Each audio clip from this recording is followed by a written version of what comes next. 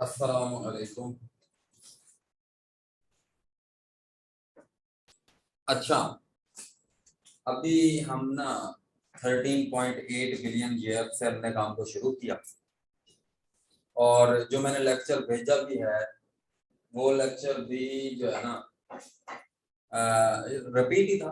Topic एक repeat हो गया आप लोगों का तकरीबन, हल्का हल्की सी कुछ उसमें एक्स्ट्रा चीजें। अच्छा, और उसके अलावा हमने रिलीजन ऑफ द वर्ल्ड देख लिए, कैलेंडर्स ऑफ द वर्ल्ड देख लिए। हमने देखा कि फारसी में शंबा, एक शंबा, दो शंबा, ये तो वो होते हैं।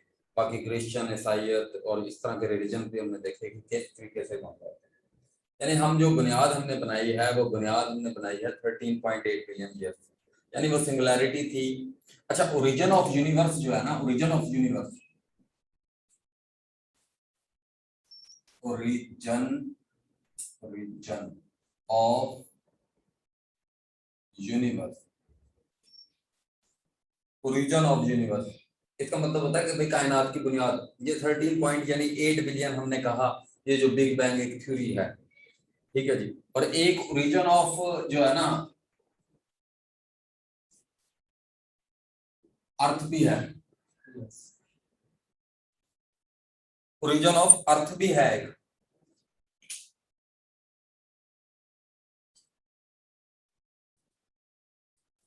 एक ओरिजिन ऑफ अर्थ भी है, एक ओरिजिन ऑफ यूनिवर्स है और एक ओरिजिन ऑफ आपके पास अर्थ है। अच्छा, ये ओरिजिन ऑफ यूनिवर्स के बारे में ना मैं थोड़ा सा आपको बता दूं। एक फिलोसोफर हैं जर्मनी के, इमैनुअल कांट।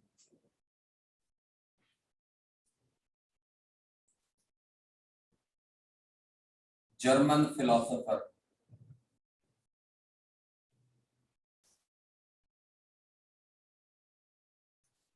इमैनुअल कांट, उन्होंने सबसे पहले नजरिया दिया है कि जी किस तरीके से मामलात जो हैं वो दुनिया में कायनात में हो गए। उसके बाद जो एक लैपलास, ये बेसिकली फ्रांस के फिलोसोफर हैं, फ्रांस के फिलोसोफर हैं लैपलास, मैथमेटिशियन हैं। लैपलास ट्रांसफॉर्मेशन भी आप लोगों ने कभी ना कभी, जिन्होंने मैथमेटिक्स जिनका सब्जेक्ट है उन्होंने पढ़ा होगा। तो ये दो लोग हैं, एक फ्रांस से जिनका ताल्लुक है और एक जिनका ताल्लुक जर्मनी से है, इमैनुअल कांट। और इन्होंने लैपलास ने दी है 1796 में, ठीक है जी।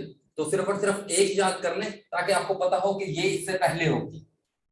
यानी ये डेट्स इतनी इंपॉर्टेंट नहीं है, लेकिन थोड़ा सा एक पर्सपेक्टिव रखने के लिए चीजों का हमने हल्की सी डेट लिख दी है कि हमें पता हो कि यार ये 18वीं सेंचुरी की बात है, कहीं 18वीं सेंचुरी में ये सब कुछ हो रहा है।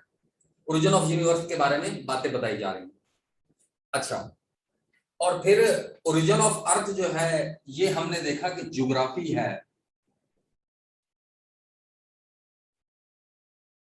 हमने इसमें ज्योग्राफी देखी। ये ज्योग्राफी बेसिकली जो टर्म है ना वो 276 बीसी में अरस्टोफेनस, अरस्टो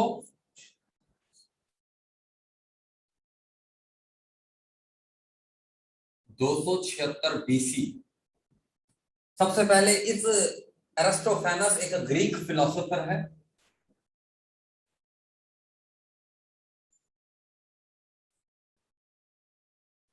ग्रीक फिलोसोफर है एरिस्टोफेनस।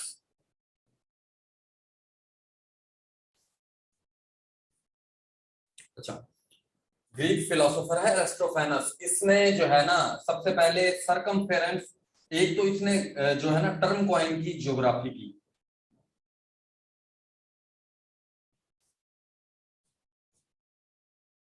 आपसे अगर पूछा जाए कि ज्योग्राफी की टर्म जो है वो किसने कॉइन की तो आप क्या कहेंगे? जी, एरिस्टोफेनस ने जो है वो एक ग्रीक फिलोसोफर था, उसने की। और इसी ने सबसे पहले first of all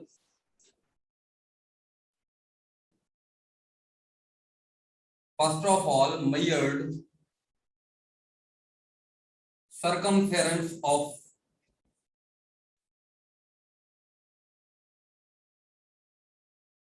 earth. Circumference of earth जो है वो किसने डिस्कवर किया है जी? सबसे पहले किसने मेजर किया है? ठीक है जी, एरिस्टोफेनस ने सबसे पहले। और एक्सियल टिल्ट पहले नंबर पे ये, और दूसरे नंबर पर एक्सियल टिल्ट। अच्छा, हम में से बहुत सारे लोगों को ये नहीं पता होगा कि यार ये सर्कमफेरेंस होता क्या है। ठीक है, इसकी वैल्यू तो आप लोगों ने याद कर ली होगी क्योंकि मैंने बताई है 40,075 किलोमीटर अर्थ का सर्कमफेरेंस है। तो बेसिकली अर्थ को मैंने बताया था कि अर्थ की शेप जो है ना वो जियोइड शेप की है। अर्थ जियोइड शेप की है, कोई भी दुनिया की ऐसी चीज नहीं है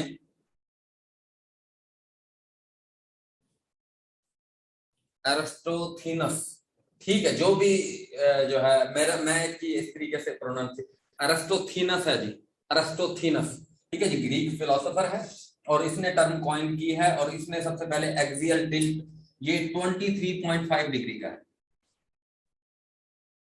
23.5 डिग्री का है एक्सियल टिल्ट। ये क्या है, ये क्यों है, ये कैसे है, ये पता चल जाएगा आप लोगों को। अच्छा, और जो आपकी ये टर्म है जियोइड, मैंने कहा जो एक शुतुरमुर्ग का अंडा है, ऑस्ट्रिच का एग है, वो अर्थ के बिल्कुल ऑस्ट्रिच, ऑस्ट्रिच कहते हैं शुतुरमुर्ग को, largest bird in the world, largest bird in the world कौन सा है जी, आपका शुतुरमुर्ग है। और स्मॉलेस्ट बर्ड आपका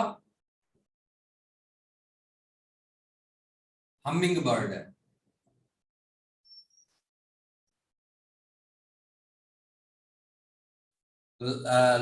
लार्जेस्ट जो बर्ड है आपका शुतुरमुर्ग मुर्ग है, और जो स्मॉलेस्ट बर्ड है वो आपका हमिंग बर्ड है।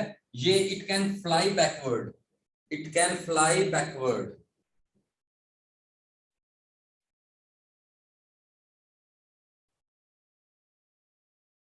ये उल्टा भी उड़ सकता है जी, ये उल्टा भी उड़ सकता है। और जो ये ज्यादातर जो है ना, ये एक कैरेबियन कंट्री है, ट्रिनिडेड एंड टोबैगो, एक कंट्री है Trinidad and Tobago, Trinidad and Tobago, Trinidad and Tobago एक कंट्री है जिसका कैपिटल है port of Spain, port of Spain इसका कैपिटल है।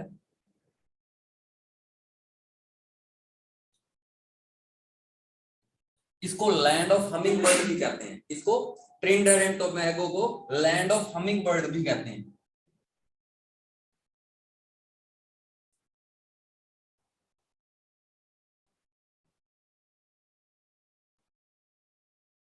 लैंड ऑफ हमिंग बर्ड, यानी जो उल्टा उड़ सकता है परिंदा उसको हमिंग बर्ड कहते हैं। और ये आपकी जो अर्थ है ये ऑस्ट्रिच के एग की तरह की है।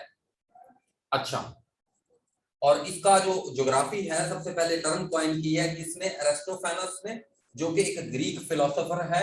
और जो इसने ज्योग्राफी की टर्म भी कॉइन की है और इसने सर्कमफेरेंस ऑफ अर्थ भी किया है। हमारे पास जो सर्कल होता है ना, एक सर्कल, एक सर्कल होता है, सर्कल का सेंटर से सर्कल तक के फासले को क्या कहते हैं, रेडियस। सेंटर से सर्कल तक के फासले को क्या कहते हैं जी, रेडियस।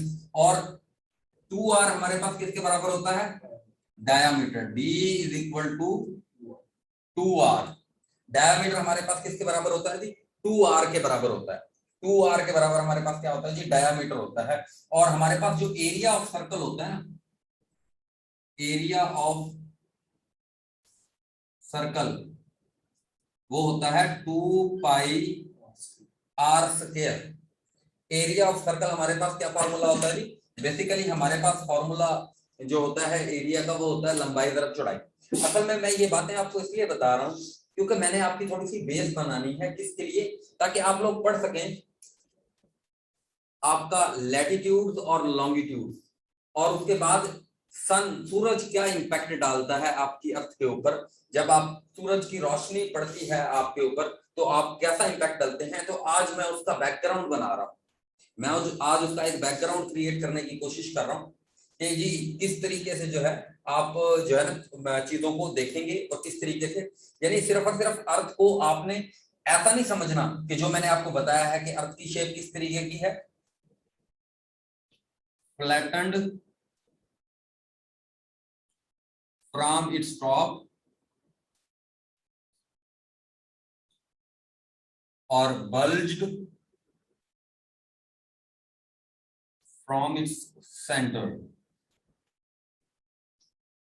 यानी ये जी आपका, मैंने आपको ये बताया कि फ्लैटेंड है ये टॉप से, ये तो अर्थ की एक्चुअल शेप है, ये अर्थ जैसी है ना वो शेप है, लेकिन हम अर्थ को समझने के लिए इसको सर्कुलर करेंगे कंसीडर, क्योंकि इसके लिए हमारे लिए बहुत सारी कैलकुलेशंस करना मुश्किल हो जाएंगी, हमारे पास जो है बहुत सारा मामला देखना मुश्किल हो जाएगा, तो इसलिए हम अर्थ एक्चुअल में इस तरीके की है ये बात अपने जहन में याद रखेंगे, लेकिन for understanding of longitude and latitude we consider the earth like a circular shape. ठीक है, तो हम एक सर्कुलर शेप की अर्थ को अपने माइंड में रखेंगे जब हम पढ़ रहे होंगे लैटिट्यूड लॉन्गिट्यूड। ठीक है जी, लैटिट्यूड और लॉन्गिट्यूड बेसिकली हाइपोथेटिकल लाइंस हैं, हाइपोथेटिकल का मतलब एक इमेजिनरी लाइंस हैं, इमेजिनरी लाइंस हैं जो आपकी अर्थ के ऊपर, पूरी अर्थ के ऊपर ड्रॉ की गई हैं। लेटी हुई को लॉन्गिट्यूड कहते हैं, लैटिट्यूड कहते हैं, और लंबी को लॉन्गिट्यूड लाइन कहते हैं। तो लंबी लाइनों को लॉन्गिट्यूड लाइन कहते हैं और लेटी हुई लाइनों को लैटिट्यूड लाइंस कहते हैं। लेटी हुई लाइनों को, ये जो लेटी हुई लाइनें होती हैं इनको लैटिट्यूड कहते हैं, और जो लंबी लाइनें होती हैं इनको लॉन्गिट्यूड कहते हैं। तो लैटिट्यूड और लॉन्गिट्यूड जो है ये हमारी अर्थ के ऊपर ड्रॉ हुई हैं फॉर अंडरस्टैंडिंग द जो है ना आपका टाइमलाइन और आपका सीजन, आपका जो डेली 24 घंटे का दिन हो रहा है ये क्यों हो रहा है, कहीं पर दिन कितने बजे कितने घंटे का है, कहीं पर कितने घंटे का है, कहीं पर रात कितने घंटे की है, कहीं पर रात कितने घंटे की है। तो ये दो चीजें आप लोगों ने लाजमी अपने जहन में रखनी है।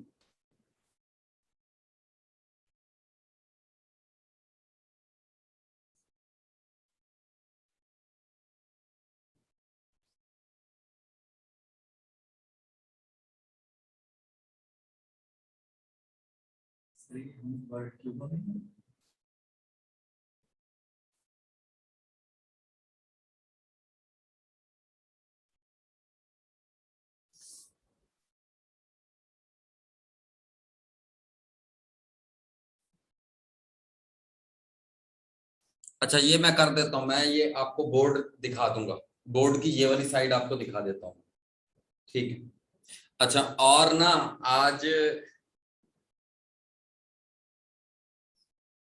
बोर्ड नजर नहीं आ रहा, किस किस को बोर्ड नजर नहीं आ रहा, बोर्ड पे लिखा हुआ किस किस को नजर नहीं आ रहा।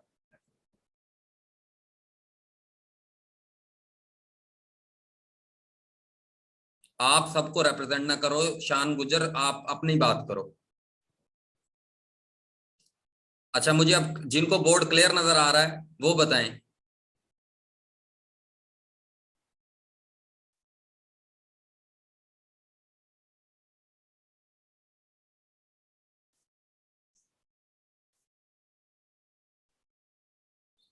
ठीक,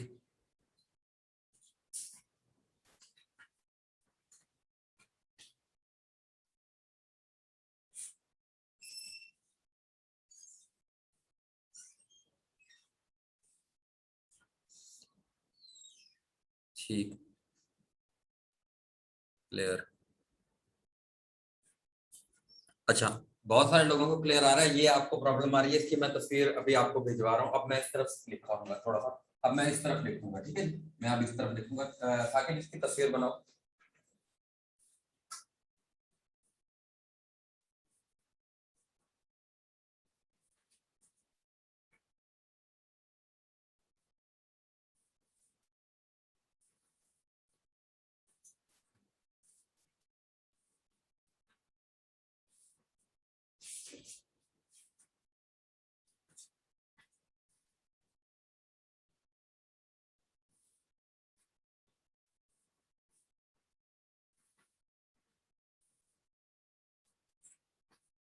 अच्छा तो हम बात कर रहे हैं, मैं इसको मिटा देता हूँ ताकि आने वालों को कंफ्यूजन ना हो।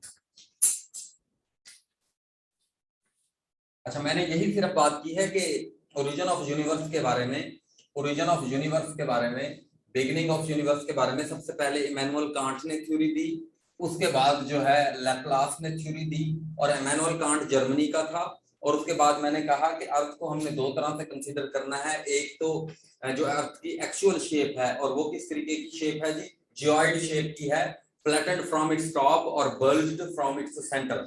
लेकिन for understanding of latitude and longitude we consider earth circular shape. जब हम लैटिट्यूड और लॉन्गिट्यूड पढ़ रहे होंगे तो we will consider earth circular. तो हम सर्कुलर शेप की to better understanding of dates and जो है डेज और डेट्स को बेटर अंडरस्टैंड करने के लिए हम जो है क्या करेंगे, इन चीजों को देखेंगे।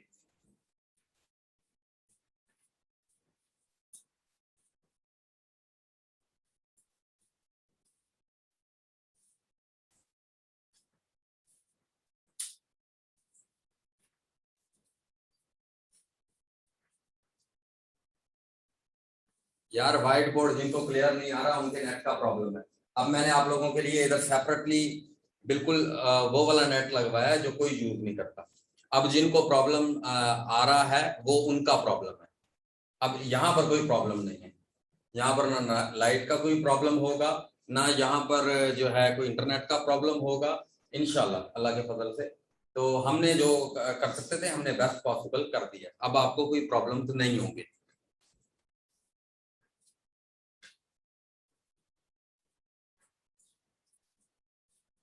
अच्छा, लाइट भी हमने जो बेस्ट लाइट थी वो यूज की। अच्छा, अब हम बात कर रहे हैं कि जी मैंने थोड़ा सा मैंने कहा ये आप इमैनुअल कांट भी आता है और एरिस्टोफेनस भी आता है। और सर्कमफेरेंस के बारे में मैंने आपको बताया कि सर्कमफेरेंस क्या होता है कि जी सेंटर जो सर्कल होता है ना उसकी सर्कल की पूरी शेप, यानी सर्कमफेरेंस बेसिकली क्या होता है, ये है सर्कमफेरेंस जो भी मैंने ड्रॉ किया है, इसे सर्कमफेरेंस कहते हैं। इसको क्या कहते हैं, circumference, circumference of a circle, ये होता है सर्कमफेरेंस। ठीक है, तो ये अर्थ का सर्कमफेरेंस कितना है, रेडियस कितना है, और अर्थ की जो डायमीटर है वो आप लोगों को पता चल गया, वो मैंने आप लोगों को बता दिया कि सर्कमफेरेंस जो है वो 40,075 किलोमीटर है, डायमीटर जो है वो 12,756 किलोमीटर है, और जो रेडियस है वो 6,371 किलोमीटर है। तो ये तीनों चीजें आप लोगों को बता दी गई। अच्छा, अब मैंने थोड़ी सी आपको, और अगर जो लेक्चर मैंने आपको दिया जो भेजा, तो जिन लोगों ने सुना होगा तो उसमें मैंने कहा होगा कि सबसे पहले जो थ्योरी दी थी वो दी थी अब्राहम ऑर्टेलियस, और उसको मैंने याद रखने के लिए एक फार्मूला बताया था, औरत वैगन में बैठ के होम गई, औरत वैगन में बैठकर होम गई, और औरत वैगन में बैठ के होम गई, इसको मैंने याद रखने का फार्मूला बताया। तो अब इनके असल नाम जो हैं वो क्या हैं जी, इसका है अब्राहम ऑर्टेलियस, अब्राहम ऑर्टेलियस, और इसका नाम जो है Alfred Wagner,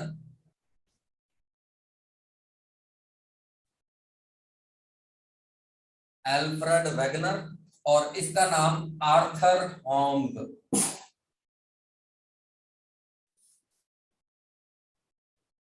Arthur Holmes.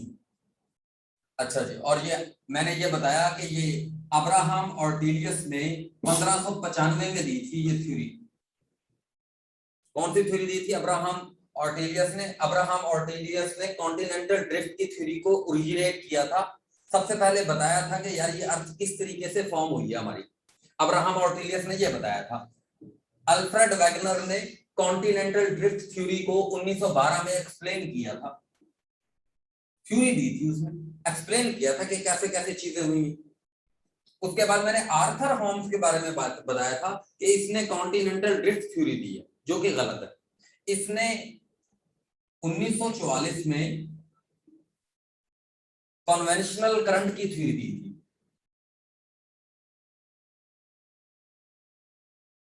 Conventional current, conventional currents की थ्योरी दी थी। अच्छा, इसने कन्वेंशनल करंट्स की थ्योरी दी थी। और जो इसके बाद अगर हम देखें तो आपके तीन लोग थे, उनमें मैकेंजी और मॉर्गन, ये आपको पता होने चाहिए। मैकेंजी और मॉर्गन, इन लोगों ने कॉन्टिनेंटल प्लेट टेक्टोनिक की थ्योरी दी।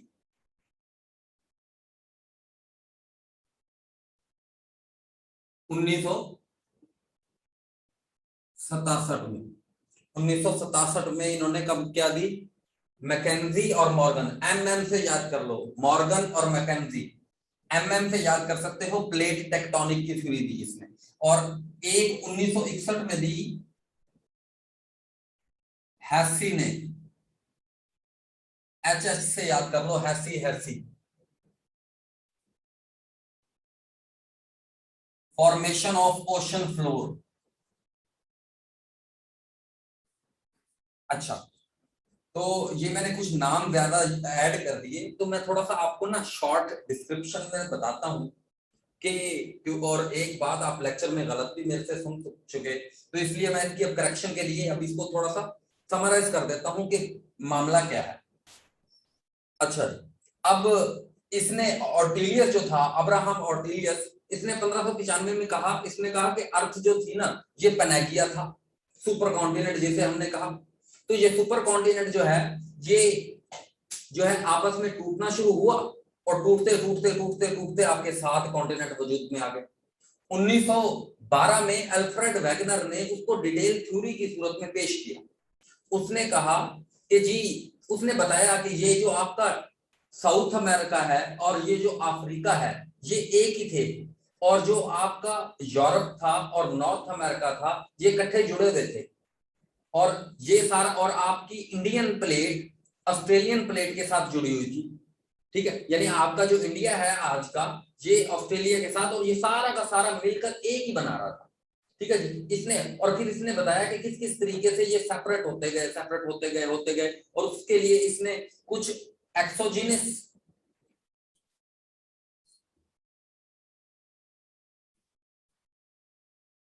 और कुछ एक्सोजीनस और एंडोजीनस। एक्सो का मतलब होता है एक्सटर्नल, ई एक्स से जो एक्सो, और इससे क्या बना? एक्सटर्नल। और एंडो का क्या मतलब होता है? इनसाइड, जैसे एंडोक्राइन ग्लैंड, ठीक है जी। एंडोक्राइन ग्लैंड भी तो होते हैं आपके। इसी तरीके से एंडो जो जीनस है, वो जो अर्थ के अंदर कुछ प्रॉब्लम्स हो रही हैं, उनको क्या कहते हैं? एंडोजीनस। और ये क्या है? फोर्सेस हैं, और ये भी क्या है? फोर्सेस। एक्सोजीनस फोर्सेस, इसने एंडोजीनस फोर्सेस को जो है, इसने वोल्केनिक eruption के नाम दिया। इसने एक्सोजीनस फोर्सेस को विंड, रेन, ये आपकी जो है ना एक्सोजीनस फोर्स होती है ना, यानी विंड आपको बाहर से लग रही है, और सूरज की रोशनी, सनलाइट, ठीक है जी, सूरज की रोशनी, ये सारा का सारा बाहर का मामला है। बाहर से कोई चीज आपकी अर्थ के ऊपर जो है ना वो हिट कर रही है, या अर्थ के अंदर के एटमॉस्फेयर में अर्थ को बाहर से कर रही है, अर्थ के अंदर से कुछ नहीं है। और अर्थ के अंदर आपकी क्या है? अर्थ को एक है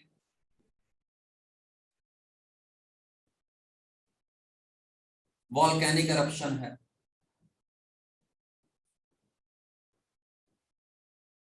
ये सारी चीजें जो हैं, ये इनसाइड अर्थ हो रही हैं, तो इनको आप एक्सोजीनस फोर्सेस कहते हो, और इसको एंडोजीनस फोर्सेस कहते हो। तो एक्सोजीनस और इंडोजीनस फोर्सेस के जरिए से अल्फ्रेड वैगनर ने बताया कि ये कॉन्टिनेंट जो है वो अलग हो गए, ठीक है जी। अब ये जो होम्स था, इसने कहा कि यार ये सिर्फ और सिर्फ इसमें ये नहीं है, इसमें एक कन्वेक्शनल करंट। अच्छा, कन्वेक्शन क्या होती है? कन्वेक्शन, कन्वेक्शन, रेडिएशन, और जो है ना आपका, और वो कंडक्शन, कंडक्शन, ठीक है जी। तो ये तीन आपने, ये तो आपकी जो बारिश होती है, रेनिंग, इससे आप याद रखो। और रेनिंग का क्या प्रोसेस है?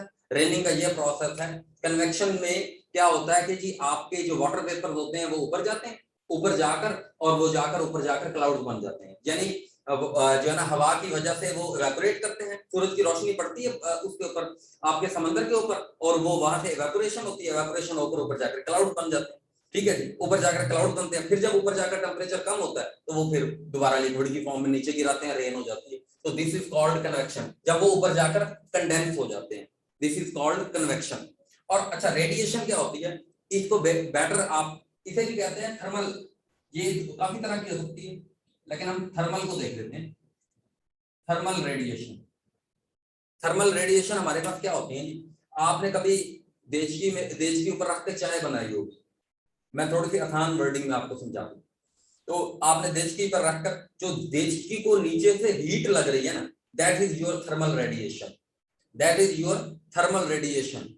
वो क्या कर रही है, वो आपकी केतली को गर्म कर रही है, वो आपकी केतली को गर्म कर रही है, और जिसकी वजह से उसके अंदर का लिक्विड गर्म हो रहा है, दैट इज योर रेडिएशन। और कंडक्शन क्या है, वो जो देचकी के पीछे एक चीज होती है, लकड़ी की होती है, पहले लोहे की भी होती थी, वो लोहे की चीज भी तो गर्म हो रही होती है, that is called conduction, that is called conduction. Conduction, radiation और कन्वेक्शन, ये तीन चीजें जो है। अच्छा, इसने क्या बताया, कन्वेंशनल करंट, ठीक है, convectional current, sorry convectional, convectional current इसने क्या बताया, कन्वेक्शनल करंट भी। अब ये करंट क्या होते हैं, हम जब ओशन करंट्स पढ़ लेंगे कि ओशन के ऊपर करंट्स, बेसिकली मैं थोड़ी सी आपको इसको शॉर्ट में बिल्कुल बता देता हूं। आपकी सूरज जो है वो एक ग्रेविटी रखता है, आपकी सूरज एक ग्रेविटी रखता है, और जिस ग्रेविटी की वजह से आपकी जमीन पूरी की पूरी सूरज के गिर्द घूम रही है, यानी आपके सूरज का आपकी अर्थ के ऊपर एक इंपैक्ट है, आपकी सूरज का आपकी अर्थ के ऊपर।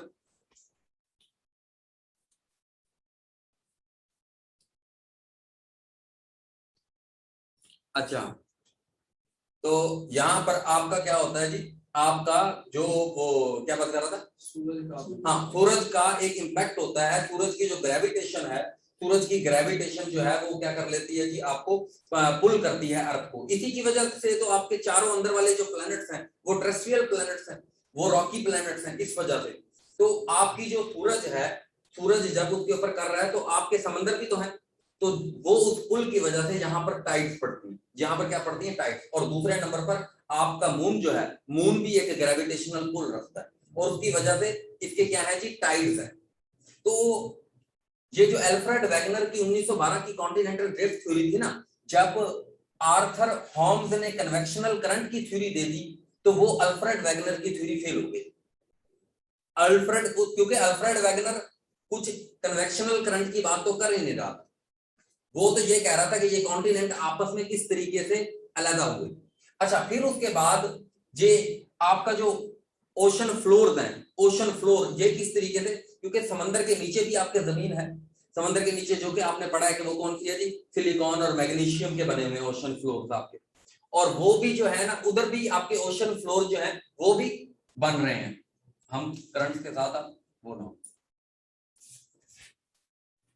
अच्छा, ये बात है सी कि आप लिख लोगे। उसके बाद ये है मेन चीज, प्लेट टेक्टोनिक। इसने बिल्कुल ही अल्फ्रेड वैगनर की बात को एक और तरीके से, उसने कहा ये कॉन्टिनेंट का जो है ना, आपस में कोई जो है ना, आपस में ठीक है ये अलग हुए हैं, लेकिन इसके पीछे जो वजह है ना, इसके पीछे जो मख्फी वजह है वो है प्लेट टेक्टोनिक। आपकी पूरी जमीन के ऊपर टोटल 13 प्लेट्स हैं, आपकी जमीन पर टोटल कितनी प्लेट्स हैं जी, 13 प्लेट्स हैं, 13 प्लेट्स, 7 मेजर प्लेट्स हैं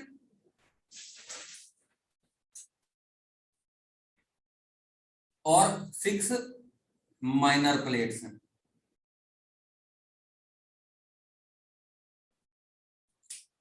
7 मेजर प्लेट्स हैं और 6 आपकी माइनर प्लेट्स हैं, जो कि अर्थ, अब अर्थ की हमने कितनी चीजें देख ली हैं, अर्थ के अंदर अगर हम देखें तो अर्थ के अंदर हमने ये देखा है कि अर्थ का एक पार्ट जो है वो क्रस्ट होता है, एक पार्ट हमारा क्रस्ट होता है, क्रस्ट के नीचे हमारे पास क्या होता है जी, मेंटल होता है, और तीसरे नंबर पर हमारे पास कोर होता है। हम ये देख चुके हैं। और क्रस्ट हमारे पास 2 तरह का होता है, एक हमारा ओशैनिक क्रस्ट होता है और एक हमारा कॉन्टिनेंटल क्रस्ट होता है। ओशैनिक क्रस्ट के अंदर हमारे पास सीमा होती है सिलिकॉन और मैग्नीशियम, और कॉन्टिनेंटल क्रस्ट के अंदर हमारे पास जो है स्याल होता है, सिलिकॉन और एल्यूमिनियम होती है। इन चीजों की मिलकर बनी होती है ये अर्थ हमारी। अच्छा, और हमने फिर इसमें आपने वो भी पढ़ लिया होगा कि जी किस किस तरीके से, अब ये जो आपकी क्रस्ट होती है, ये क्रस्ट मैंने लिखवाया है 5 से लेकर 70 किलोमीटर, ये 70 किलोमीटर इसकी मैक्सिमम है, 70 किलोमीटर आपकी मैक्सिमम है, यानी जो एवरेज होती है वो 30 होती है।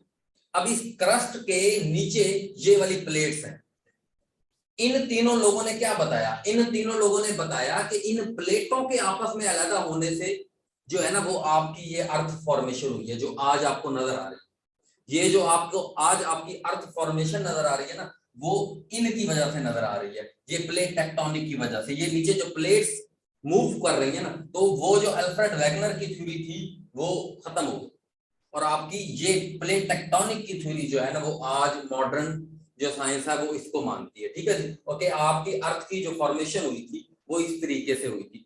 नो डाउट अल्फ्रेड वैगनर ने भी जो चीजें बताई कि पेनेगिया एक ही थे, तो ये भी उस चीज को सेकंड करते हैं, लेकिन इसके पीछे वो वजह और मुख्तलिफ बताते हैं। अल्फ्रेड वैगनर ने तो बताया था कि कुछ जो है ना एक्सोजीनियस और जो आपकी एंडोजीनियस फोर्सेस थी वो डिफरेंट टाइप की थी। इन्होंने क्या कहा, इन्होंने कहा नीचे प्लेटें हैं, ये प्लेटें हिल रही हैं तो इस वजह से सारा काम हो रहा है। ये सारा का सारा जो आपकी अर्थ की फॉर्मेशन हुई है, ये नीचे जो प्लेटें हैं ना, 7 मेजर प्लेट है। 7 मेजर प्लेटें कौन कौन सी हैं आपकी, एक तो आपकी पैसिफिक ओशन के नीचे पैसिफिक प्लेट। अब ये प्लेट्स जो है ना ये क्या होती हैं जी, प्लेट्स आपकी एक तो होती है आपकी कॉन्टिनेंटल प्लेट,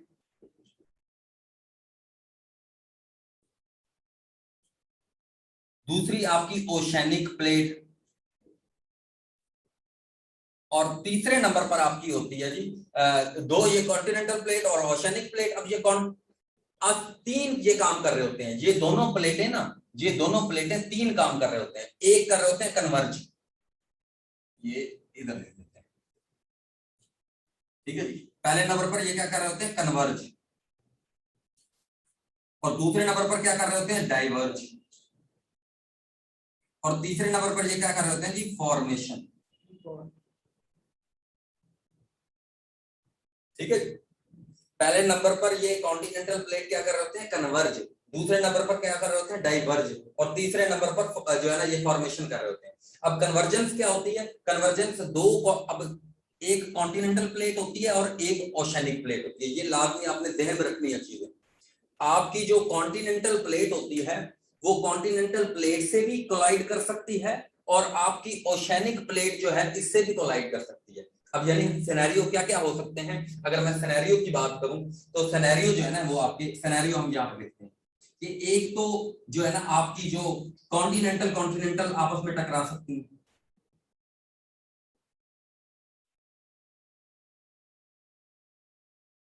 एक आपकी ओशैनिक ओशैनिक आपस में टकरा सकती है, और एक आपकी कॉन्टिनेंटल और ओशैनिक आपस में टकरा सकती है। कॉन्टिनेंटल, ये तीन हो सकते हैं पॉसिबल चीजें।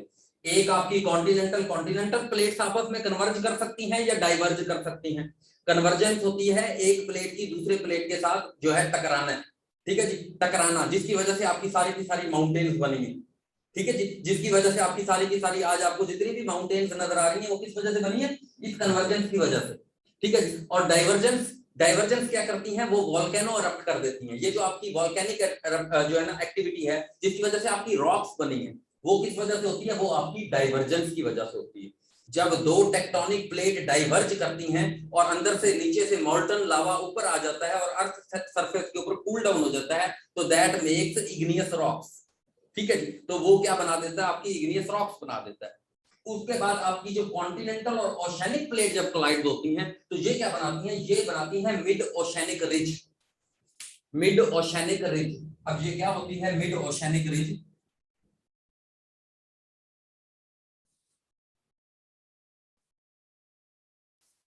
देखें जैसे आपकी जमीन के ऊपर जो है ना वो है माउंटेन्स हैं, रॉक्स हैं, बहुत सारी चीजें हैं आपकी जमीन के ऊपर, इसी तरीके से आपका जो समंदर है, इस समंदर के ऊपर भी इसी तरीके की माउंटेन्स हैं, इसी तरीके की रॉक्स हैं, इसी तरीके की बहुत सारी चीजें हैं। यही तो था ओशन फ्लोरिंग। उन्होंने, और जिसने गलत कर दिया था अल्फ्रेड वैगनर की थ्योरी को, क्योंकि अल्फ्रेड वैगनर तो सिर्फ और सिर्फ ऊपर वाली की बात कर रहा था। जब ये सी फ्लोरिंग की थ्योरी आ गई तो सी फ्लोरिंग की थ्योरी ने कभी जमीन पर तो चलो जी आपने कह दिया ये ऐसे ऐसे हो गया, तो ये समंदर में भी तो दो प्लेट, समंदर में भी तो माउंटेन्स हैं, समंदर में भी तो माउंटेन्स हैं, समंदर में भी तो रॉक्स हैं, वो कहां से आ गई? तो ये जो है सारी की सारी चीजें किस चीज पर बेस करेंगी? आपकी माउंटेन्स और आपकी ये रिज क्या होती है? रिज वो होती है जब आपकी दो ओशेनिक प्लेट जो हैं वो आपस में कोलाइड करती हैं, सॉरी एक ओशेनिक और एक कॉन्टिनेंटल प्लेट जब आपस में कोलाइड करती है और उसकी वजह से आपकी माउंटेन ओशन के अंदर बन जाती हैं, तो आपको उसका क्या कहते हो जी? Mid oceanic ridge. ठीक है जी, oceanic ridge, sorry oceanic ridge. और मिड ओशेनिक रिज आपकी कब बनी है? जब आपकी यूरोपियन प्लेट और नॉर्थ अमेरिकन प्लेट आपस में जब अलग हुई है ना, तो उस सूरत में आपकी क्या बन गई है? Mid oceanic ridge. Mid oceanic ridge. और ये आपको कॉन्सेप्ट समझ आएगा। मैं आपको इसकी रेलेवेंस बताता हूँ कि कंपेटिटिव एग्जाम से क्या है। बहुत सारे लोग कहेंगे कि रेलेवेंट नहीं है, ये भाई बहुत सारी चीजें आगे जाके रेलेवेंट हो जाती हैं, और जब वो वाला टॉपिक पढ़ा रहा हूँ तो आप कहोगे हमें नहीं समझ आई। तो ये वाला टॉपिक नहीं समझोगे तो कोई भी टॉपिक समझ नहीं आएगा। हर चीज आपस में इंटरलिंक्ड है। मुझे अपने पॉइंट्स मेक करने दें, ठीक है जी। Don't teach me to teach, ठीक है। तो मुझे पता है कैसे टीच करना है। तो अगर आपको पता है तो आप खुद कर लें, जो है ना, या यू कैन लीव। तो उसके बाद मिड ओशेनिक रिज जो है वो क्या कर सकते हैं? मिड ओशेनिक रिज, ये रिज जो होती है वो बेसिकली क्या होती है? आप इसको रेलिवेंस बता रहा था मैं, पैसिफिक रिंग ऑफ फायर। ये आपकी क्या है? अर्थ को एक बेल्ट है, पैसिफिक रिंग ऑफ फायर। जब मैं आपको पढ़ा रहा हूँ कि यार ये जो आपका नॉर्थ अमेरिका है और ये जो आपका पैसिफिक ओशन का इंडियन साइड पर ये पूरा जापान, इधर अर्थक्वेक क्यों आते हैं? आप पूछोगे यार इधर सुनामी क्यों आते हैं? इधर जो आपके चाइना वाले रीजन में आपके जो ये आजाद कश्मीर वाला रीजन है, इधर अर्थक्वेक मैं पढ़ा रहा हूँ कि अर्थक्वेक क्यों आते हैं। तो अगर आपको ये टेक्टोनिक प्लेट का नहीं पता होगा, दो प्लेट्स आपस में जब कोलाइड करती हैं तो एक सिस्मिक एक्टिविटी जनरेट होती है। वो सिस्मिक एक्टिविटी का आपको नहीं पता होगा तो फिर उस वक्त मैं क्या करूंगा? उस वक्त फिर मैं ये सारा का सारा टॉपिक दोबारा पढ़ा रहा हूँ, ठीक है।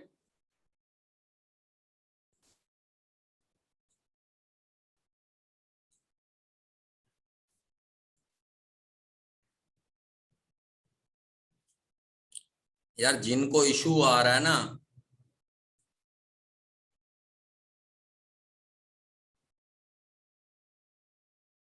जिनको इशू आ रहा है वो अपना इंटरनेट कनेक्शन देखें, फिर ही उनका इशू रिजॉल्व होगा। हाँ,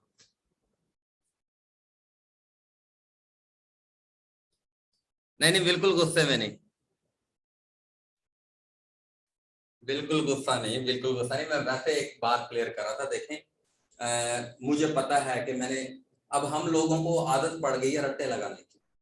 हम लोगों को रट्टे लगाने की आदत पड़ गई है, ज्यादातर लोगों को। ये इम्तियाज शाहिद, ये कारवान, ये फलाने किताबों ने हमें एमसीक्यूज का ऐसा गुलाम बनाया हुआ है ना। तो अगर हमें 4-5 टॉपिक में एमसीक्यूज नजर ना आए ना, तो फिर हमारा पढ़ने का दिल नहीं कर रहा होता।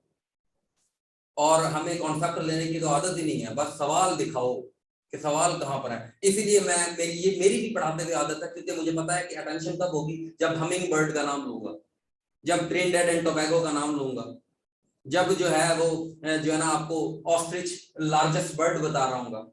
आपको इन चीजों में इंटरेस्ट है, तो मुझे पता है, इसीलिए मैं टॉपिक के दरमियान ये चीजें बता रहा होता हूँ कि यार आपका इंटरेस्ट इधर रहे और आप वो चीज जो बेसिक चीज है वो समझ जाए।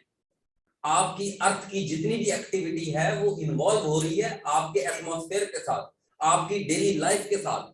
ये कॉन्सेप्ट है, ये कॉन्सेप्ट है, ये जब तक आप बिल्ड नहीं करेंगे तो अब चीजें जो है ना, अब अल्फ्रेड वैगनर की जो थ्योरी थी, उसने इसके लिए डिफरेंट हाइपोथेसिस पेश किए। उसने कहा कि जो डायनासोर जो थे वो अमेरिका में भी थे, अफ्रीका में भी थे, एशिया में भी थे। उसने कहा, उसने इससे एविडेंस लिया कि यार ये जो है ना सारा का सारा एक ही टुकड़ा था, इसीलिए तो हर जगह डायनासोर थे। तो यानी ये एक ही टुकड़ा था, इस वजह से ये।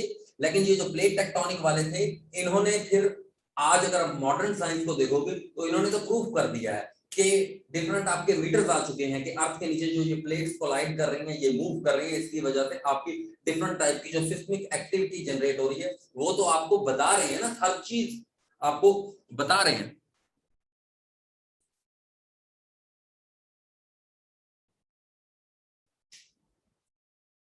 हाँ बिल्कुल बिल्कुल, गुस्सा नहीं आता मुझे, बेफिक्र रहें, गुस्सा नहीं आता।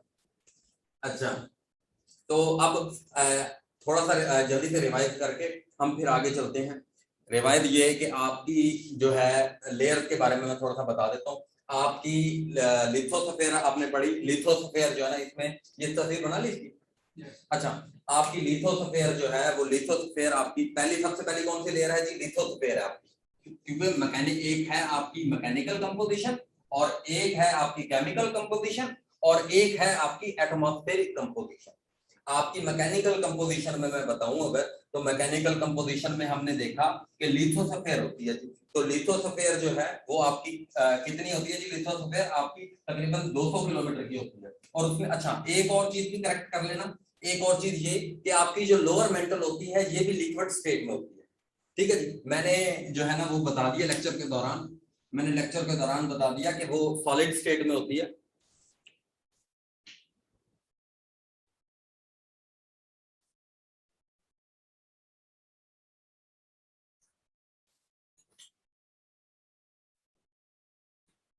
मेहरबानी सर जी, बड़ी मेहरबानी, बड़ी मेहरबानी सर साहब, बड़ी मेहरबानी। अच्छा, तो अब हम बात कर रहे हैं कि आपको मैंने ना ये बताया था कि आपकी अर्थ की कितनी, एक तो होती है जी जनाबे वाला क्रस्ट, एक होती है आपकी क्रस्ट, और एक आपकी होती है जी ओशैनिक। इस पे क्रस्ट में दो तरह की मैंने बताई थी, एक आपको मैंने बताई थी जो है ना ओशैनिक क्रस्ट, और एक मैंने बताई थी कॉन्टिनेंटल क्रस्ट। अगर किसी स्पेसिफिक बंदे की ये चीजें अच्छी हैं या उसने कुछ ये पढ़ा हुआ है, मैं आपको ये जनरली बात बता रहा हूँ कि ज्यादातर बच्चों के बेचारों के ये कॉन्सेप्ट नहीं होते क्लियर, उन्होंने कभी इस चीज के ऊपर तवज्जो नहीं दी होती। मैं आपकी असल में इन चीजों को बार बार पढ़ाने का मकसद ये है, आपको मैं बता रहा हूँ कि भाई ताकि आप इनकी तरफ तवज्जो मकबूल करके इनकी टेंशन खत्म करो। अब पेपर में सवाल आ जाता है सेडिमेंट्री रॉक्स अर्थ के ऊपर कितने परसेंट हैं? 73% है जी। लेकिन नेट से सर्च करोगे, गूगल से सर्च करोगे, आपको नहीं मिल रहा होगा। गूगल तो आपको बताएगा कि 96% आपकी इग्नियस रॉक्स है। ठीक है, इग्नियस रॉक्स है, तो ये मैंने अपने लेक्चर के दौरान क्लियर की ये चीज। तो आपको यानी थोड़ा सा सिस्टमेटिक जब सवाल आए, उस सवाल को सर्च करना सिर्फ और सिर्फ मकसद नहीं होता यार, वो जो डोमेन है उस डोमेन को 15-20 मिनट में, आधे घंटे में क्लियर कर लो, उसके ऊपर सर्च करके। ये है एक स्मार्ट स्टडी, ये है एक स्मार्ट स्टडी। कॉन्टिनेंटल क्रस्ट में हमने बात की सियाल, और ये आपकी ओशैनिक क्रस्ट की बात की हमने सीमा। ठीक है, सिलिकॉन और एल्यूमिनियम, और इसमें कहा सिलिकॉन और मैग्नीशियम। ठीक है जी, तो हमने ये बात कर दी कि सिलिकॉन और मैग्नीशियम आपके ओशन फ्लोर बने हुए हैं, और कॉन्टिनेंटल आपकी क्रस्ट किसकी बनी हुई है? सिलिकॉन और एल्यूमिनियम। अब हमने कहा कि ये जो मेंटल है ना आपकी, ये मेंटल भी दो तरह से हमने डिवाइड की। एक है आपकी अपर मेंटल,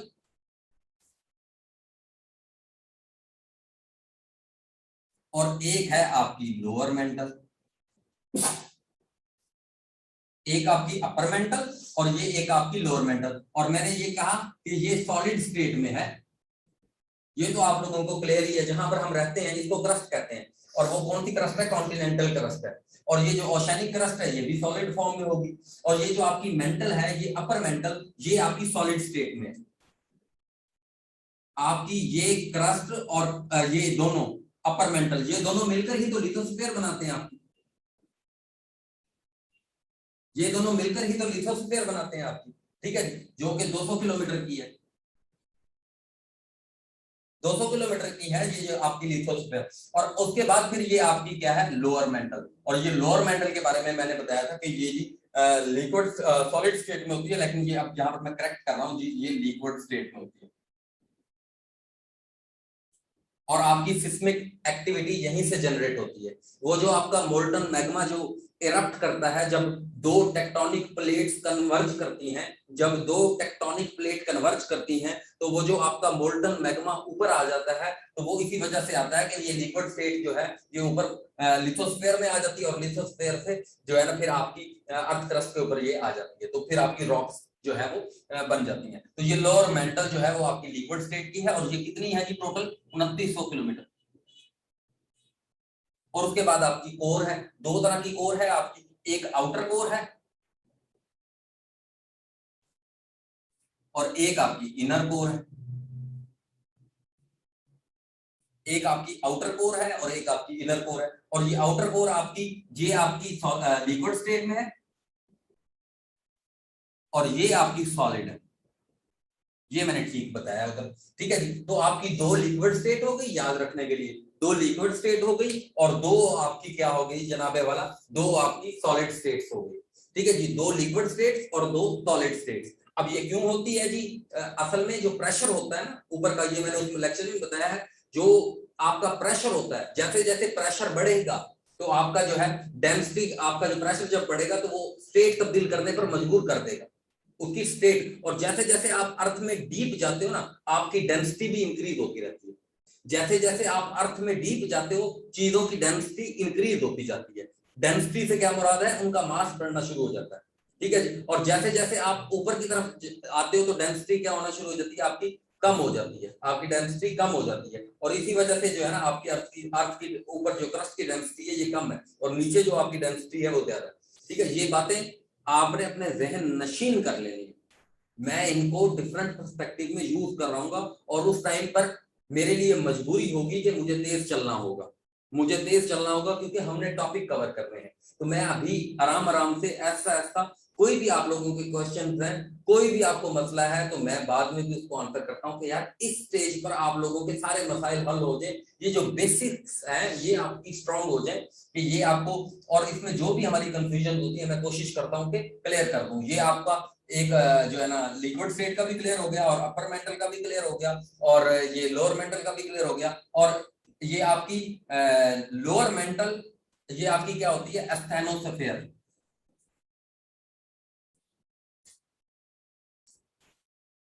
एस्थेनोस्फेयर, ये आपकी एस्थेनोस्फेयर हो रही है और ये दोनों मिलकर क्या बनाती हैं जी? बैरोस्फेयर।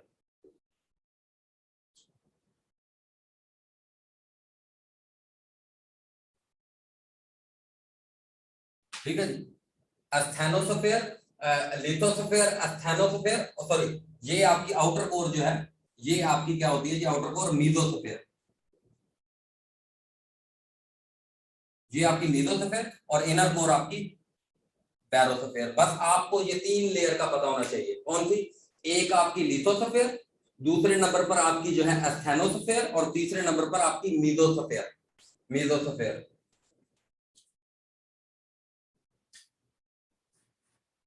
ये तीसरे नंबर पर आपकी मीजोस्फेयर, ये आपको पता होना चाहिए।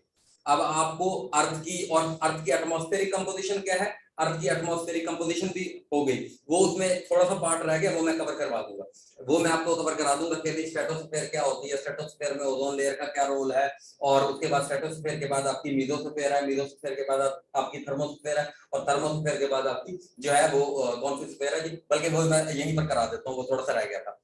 आपकी सबसे पहली स्फेयर ट्रोपोस्फेयर है और ये ट्रोपोस्फेयर आप डिटेल में कर चुके हो, ठीक है जी। कि ट्रोपोस्फेयर क्या होती है? आपकी 0 से 12 किलोमीटर होती है। ट्रोपोस्फेयर आपकी 0 से 12 किलोमीटर होती है और ट्रोपोस्फेयर में क्या होता है? ऊपर ऊपर जैसे जैसे जाते जाएं आपका टेम्परेचर और प्रेशर क्या होता रहता है? डिक्रीज होता है। टेम्परेचर और प्रेशर डिक्रीज होता है और इसमें जो गैसेस की कंपोजिशन है वो किस तरीके से है? वो नाइट्रोजन 78%, ऑक्सीजन 21%, उसके बाद जो है आर्गन आपकी 0.9% और कार्बन जो है 0.04%, और उसके बाद फिर जो है ना छोटी मोटी गैसेज आपकी आ जाती है, ठीक है। ये आपकी ट्रोपोस्फेयर के अंदर जो है ना वो आपकी एटमॉस्फेरिक कंपोजिशन है। उसके बाद आपका जो है 12 किलोमीटर से लेकर दूसरे नंबर पर आपकी क्या आती है जी? स्ट्रेटोस्फेयर। अच्छा, इसमें वो पॉइंट जहां पर सबसे ज्यादा जो आपका जो है ना टेम्परेचर होता है उसे क्या कहते हैं? ट्रोपोपाज, ठीक है जी, ट्रोपोपाज। उसके बाद स्ट्रेटोस्फेयर आपकी क्या होती है जी? स्ट्रेटोस्फेयर आपकी 12 से लेकर 50 किलोमीटर तक होती है, 12 से 50 किलोमीटर तक होती है। और इसमें 15 से लेकर 35 किलोमीटर तक की जो एक मोटाई होती है, 15 से लेकर 35 किलोमीटर तक जो होती है, यानी इतनी मोटी जो है वो क्या होती है? ओजोन लेयर होती है, ओजोन लेयर, ओजोन लेयर। और ये ओजोन लेयर जो है ये क्या करती है? It protects your earth from ultraviolet rays which is coming from sun, ठीक है। जो आपकी अल्ट्रावायलेट रेज जो कि कॉज कर सकती हैं आपको स्किन कैंसर या डिफरेंट टाइप की जो आपको डिजीज कर सकती हैं, म्यूटेशन लाइक, म्यूटेशन की डिजीज हो गई। म्यूटेशन क्या होती है? बेसिकली अगर किसी इंसान को कोई डिजीज हुई है तो वो डिजीज जो है जब उसको कोई दवाई दी जाए तो वो डिजीज अपनी हालत ही बदल दे। यानी वो तो आपने दवाई बनाते हो, कैसे बनाते हो आप? दवाई में क्या होता है? एंटीबॉडीज होते हैं। दवाई में क्या होते हैं? एंटीबॉडीज होते हैं। दवाई में क्या होते हैं? एंटीबॉडीज होते हैं, और वो किसी बीमारी के एक स्पेसिफिक स्ट्रक्चर के ऊपर जाकर चिपक जाती हैं। ठीक है जी। तो जब आपने एक एंटीबॉडी जनरेट किया जो इस स्ट्रक्चर के लिए था, आपने एक एंटीबॉडी जनरेट किया जो कि इस स्ट्रक्चर के लिए था, लेकिन जैसे ही उसको पता चला इस स्ट्रक्चर को कि मेरे लिए एंटीबॉडी बन गई है, तो उसने अपना स्ट्रक्चर तब्दील करके ऐसा हो गया। ठीक है जी। तो दवाई तो काम करनी थी इसके ऊपर, तो दवाई इसके ऊपर तो काम नहीं करेगी। This is called mutation, like corona virus. Corona virus जो है हैव द जो है कैपेबिलिटी ऑफ म्यूटेशन। ठीक है जी। तो इसके पास एक कैपेबिलिटी है, ये म्यूटेट कर जाता है, इसीलिए तो इसकी वैक्सीनेशन को बनाना जो है बहुत ज्यादा मुश्किल हो रहा था, क्योंकि ये म्यूटेट करता है। ठीक है जी, म्यूटेट करता है, ये अपने आप को बदल लेता है। तो वो जो अल्ट्रावायलेट रेज है, वो अगर आपकी ओजोन लेयर ना हो तो ये अल्ट्रावायलेट रेज आपकी डायरेक्ट आपकी अर्थ के ऊपर पड़े और ये आपको क्या कॉज कर देंगे? आपको स्किन कैंसर कॉज कर देंगे, आपको म्यूटेशन कॉज कर देंगे। तो लेकिन ये ओजोन लेयर अल्लाह पाक ने रखी है, 15 से लेकर 35 किलोमीटर तक की ओजोन लेयर है। ये क्या करती है? ये उन अल्ट्रावायलेट रेज को फिल्टर करके बिल्कुल साफ आपके पास रोशनी भेजती है, ओजोन लेयर। ठीक है, ओजोन लेयर, और ये O3 की कंपोजिशन है। और ओजोन लेयर जो है ना, ओजोन लेयर ये लेयर है, और इससे सूरज की रोशनी जब आ रही होती है तो अल्ट्रावायलेट रेज से हमें प्रोटेक्ट कर लेती है। और इसकी वजह से आपका क्या हो रहा है? आपकी ग्लोबल जो वार्मिंग हो रही है, इसकी वजह से आपकी क्या हो रही है? ग्लोबल वार्मिंग हो रही है। किस तरीके से? सॉरी, ओजोन डिप्लेशन हो रही है। ओजोन लेयर ना, अब ये देखो, ये 15 से है 35 किलोमीटर तक, और ये पूरी अर्थ के ऊपर है। अब ये जब थोड़ी सी ऊपर से कम हो जाएगी, यानी ये अगर रह जाए, ये मैं कहता हूं कि ये पूरी है, ये यहां से पूरी है। अब एक जगह है आपकी अंटार्कटिका, एक जगह है आपकी जमीन के ऊपर ना, एक जगह है, एक कॉन्टिनेंट है अंटार्कटिका, वो यहां पर है। मैं क्या कहता हूं? यहां पर है। तो अब ये ओजोन लेयर ना, यहां से अगर ये, अब ये सारी ओजोन लेयर है, ये यहां से होती होती होती होती होती होती ये सारी खत्म हो जाए, तो इस अंटार्कटिका पर सूरज की रोशनी डायरेक्ट पड़ रही होगी, क्योंकि ये ओजोन लेयर जो है ये यहां से डिप्लीट कर गई, यहां से डिप्लीट कर गई। इतनी ज्यादा डिप्लीट का मतलब कम हो गई, सुकड़ गई, डिप्लीट हो गई। डिप्लीट होते होते होते होते खत्म हो चुकी है, ये यहां तक ये आ गई। यानी ये इस स्पेसिफिक पॉइंट पे क्या हो गया? एक होल पड़ गया, एक शगाफ हो गया अंटार्कटिका के रीजन के अंदर। तो ओजोन लेयर की डिप्लेशन से जो है ना आपका शिगाफ पड़ गया, और इसकी वजह से क्या होगा? यहाँ पर जो लोग रहते होंगे उनको वो जो बीमारियां हैं, म्यूटेशन और कैंसर, वो हो सकती है। ठीक है जी। तो अब इसको बचाया कैसे जा सकता है? आप एक मटेरियल है क्लोरोफ्लोरोकार्बन, क्लोरोफ्लोरोकार्बन जो है वो इट कॉज जो है ओजोन लेयर डिप्लेशन। जो क्लोरोफ्लोरोकार्बन है ना, वो आपकी ओजोन लेयर को क्या कर रहा है? आपकी ओजोन लेयर को डिप्लीट कर रहा है, कम कर रहा है। ठीक है जी। और ये कैसे जनरेट होता है? आप जो ये प्लास्टिक बैग यूज कर रहे हो, आप जो ये जो बोतल पीते हो कैन में, ठीक है, कोक की बोतल पीते हो, डिफरेंट टाइप की बोतल्स पीते हो, ये आपका जो एसी होता है आपका, या रेफ्रिजरेटर जो होते हैं, जो ये एक जो है ना वो केमिकल खारिज करते हैं जिसे कहते हैं क्लोरोफ्लोरोकार्बन। तो ये जाकर ओजोन लेयर के साथ रिएक्ट करता है। ओजोन लेयर क्योंकि O3 है, और इसका जो यूनिट है वो क्या है? डॉब्सन। डॉब्सन यूनिट है। क्यों इसका डॉब्सन यूनिट है? क्योंकि इसको इन्वेंट करने वाले एक बंदे का नाम डॉब्सन था। ठीक है, इसलिए इसका यूनिट भी क्या है? डॉब्सन। तो अब ये जो है ओजोन लेयर, ये ओजोन लेयर जो है डॉब्सन है, और ये डिप्लीट करने की वजह क्या है? क्लोरोफ्लोरोकार्बन। और वो कैसे जनरेट हो रहा है? वो जो आप रेफ्रिजरेटर, वो जो आप जो प्लास्टिक बैग, इसीलिए तो पाबंदियां लग रही हैं। तो इसको बचाने के लिए जो है एक प्रोटोकॉल बना हुआ, जिसे कहते हैं मॉन्ट्रियल प्रोटोकॉल। और ये मॉन्ट्रियल प्रोटोकॉल 1997 बना है। और मॉन्ट्रियल प्रोटोकॉल कनाडा का एक सिटी है मॉन्ट्रियल, कनाडा का एक सिटी है मॉन्ट्रियल, वहां पर ये कायम हुआ था। और इसका काम क्या था कि यार इस ओजोन लेयर की डिप्लेशन को रोका जाए, इस ओजोन लेयर की डिप्लेशन को रोका जाए, और इसने रोकने में कामयाब हो गया। और इसकी डिफरेंट टाइप की और भी वजूहत हो सकती हैं कि अभी कोरोना था तो हमने ये जो शापर का यूजेज है, ये हमारी जो है रेफ्रिजरेटर हैं, ये उस लेवल के नहीं चले, तो इस वजह से ये जो है ना ये एक सक्सेसफुल प्रोटोकॉल है। Montreal protocol is a successful protocol. तो स्ट्रेटोस्फेयर जो है वो आई होप आपको समझ आया होगा। और ये जो है ना क्या है जी, और हर लेयर में टेम्परेचर और जो प्रेशर है उसकी डिफरेंट फॉर्मेशन है, उसकी डिफरेंट टाइप की जो है चीजें हैं। पहली लेयर में टेम्परेचर और प्रेशर ऊपर ऊपर जैसे जैसे जाते हो, जैसे 0 किलोमीटर है, 0 किलोमीटर पर एक टेम्परेचर होगा, एक प्रेशर होगा, ऊपर जाओगे टेम्परेचर भी कम होगा, प्रेशर भी कम होगा, जैसे मरीज पर टेम्परेचर भी कम होगा, प्रेशर भी कम होगा, उससे और ऊपर जाओगे टेम्परेचर भी कम होगा, प्रेशर भी कम होगा, जब 12 किलोमीटर पर होगा तो टेम्परेचर भी बिल्कुल कम होगा और प्रेशर भी बिल्कुल कम होगा। लेकिन जब आप स्ट्रेटोस्फेयर में पहुंच जाओगे तो स्ट्रेटोस्फेयर में क्या है, उसका उल्ट होता है, स्ट्रेटोस्फेयर में उल्ट होता है, यानी सिर्फ पहली लेयर याद कर लो, पहली लेयर में क्या है, टेम्परेचर और प्रेशर आपके डिक्रीज होते हैं, ठीक है जी, डिक्रीज होते हैं। और दूसरी लेयर में आपके क्या होंगे, इंक्रीज, टेम्परेचर और प्रेशर इंक्रीज, जैसे जैसे ऊपर जाओगे टेम्परेचर और प्रेशर जो है ना इंक्रीज, ठीक है जी। और फिर तीसरी लेयर में फिर डिक्रीज, चौथी लेयर में फिर इंक्रीज, ये ऐसे ही इसका ये फार्मूला है। पहली में बस याद रखो डिक्रीज होता है टेम्परेचर, दूसरी में इंक्रीज, तीसरी में डिक्रीज, चौथी में फिर डिक्रीज, ठीक है जी। तो इस तरीके से ये होता है। अब उसके बाद ये आपकी स्ट्रेटोस्फेयर होगी, और ये स्ट्रेटोस्फेयर जो है इसमें ओजोन लेयर का एक कॉन्सेप्ट आपके पास पता चल गया। और इसी इसमें कोई आपका पूरा का पूरा एटमॉस्फेयर, आपकी सारी की सारी हवाएं, ये आपका चारों सीजन, ये सारे पर सिर्फ यहीं पर होते हैं ट्रोपोस्फेयर में, 0 से लेकर 12 किलोमीटर तक, बस। इसके ऊपर ना आपके बादल होते हैं, ना आपका कोई एटमॉस्फेयर होता है, इसीलिए आपके सारे के सारे हवाई जहाज भी कहां पर चलते हैं, आपके एरोप्लेन स्ट्रेटोस्फेयर में चलते हैं, ठीक है। इसीलिए स्ट्रेटोस्फेयर में, क्योंकि उधर जो है ना बिल्कुल क्लियर नजर आ रहा है, यहाँ पर ट्रोपोस्फेयर में तो जो है आपको क्लाउड हो सकते हैं जो इरिटेट कर सकते हैं एक पायलट को, लेकिन स्ट्रेटोस्फेयर में जो है चीजें बड़ी स्मूथ होती है, कोई क्लाउड नहीं होते, कुछ बिल्कुल क्लियर एक आपका एटमॉस्फेयर होता है, तो वहां पर चलने में उनको बिल्कुल आसानी होती है। तो तीसरे नंबर पर जो आपकी लेयर है, तो अर्थ की नीचे भी जो है वो मीजोस्फीयर, और इधर भी तीसरी लेयर आपकी मीजोस्फीयर, मीजोस्फीयर। और मीजोस्फीयर जो है ये 50 से लेकर 80 किलोमीटर तक है, 50 से लेकर 80 किलोमीटर तक है। और इसमें क्या होगा कि टेम्परेचर और प्रेशर जो है वो क्या होंगे, दोबारा से डिक्रीज होंगे मीजोस्फीयर में। उसके बाद मीजोस्फीयर के बाद आपकी चौथी लेयर जो है वो थर्मोस्फीयर है, जहां से आपकी रेडियो वेव जनरेट होती है, थर्मोस्फीयर है। और ये 80 से लेकर 320 किलोमीटर तक है, 80 से लेकर 320 किलोमीटर तक है। और इधर क्या होगा जी, आपका टेम्परेचर और प्रेशर दोबारा इंक्रीज होना शुरू हो जाएगा, और इधर आपकी रेडियो वेव जनरेट होती है। तो ये आपकी एटमॉस्फेरिक कंपोजिशन हो गई। तो अब हम थोड़ा सा पढ़ लेते हैं। देखो फिर मुझे अपनी स्पीड ऐसे करनी पड़ेगी। 80 से लेकर 120 नहीं होगा। अच्छा मैं रिपीट कर देता हूँ।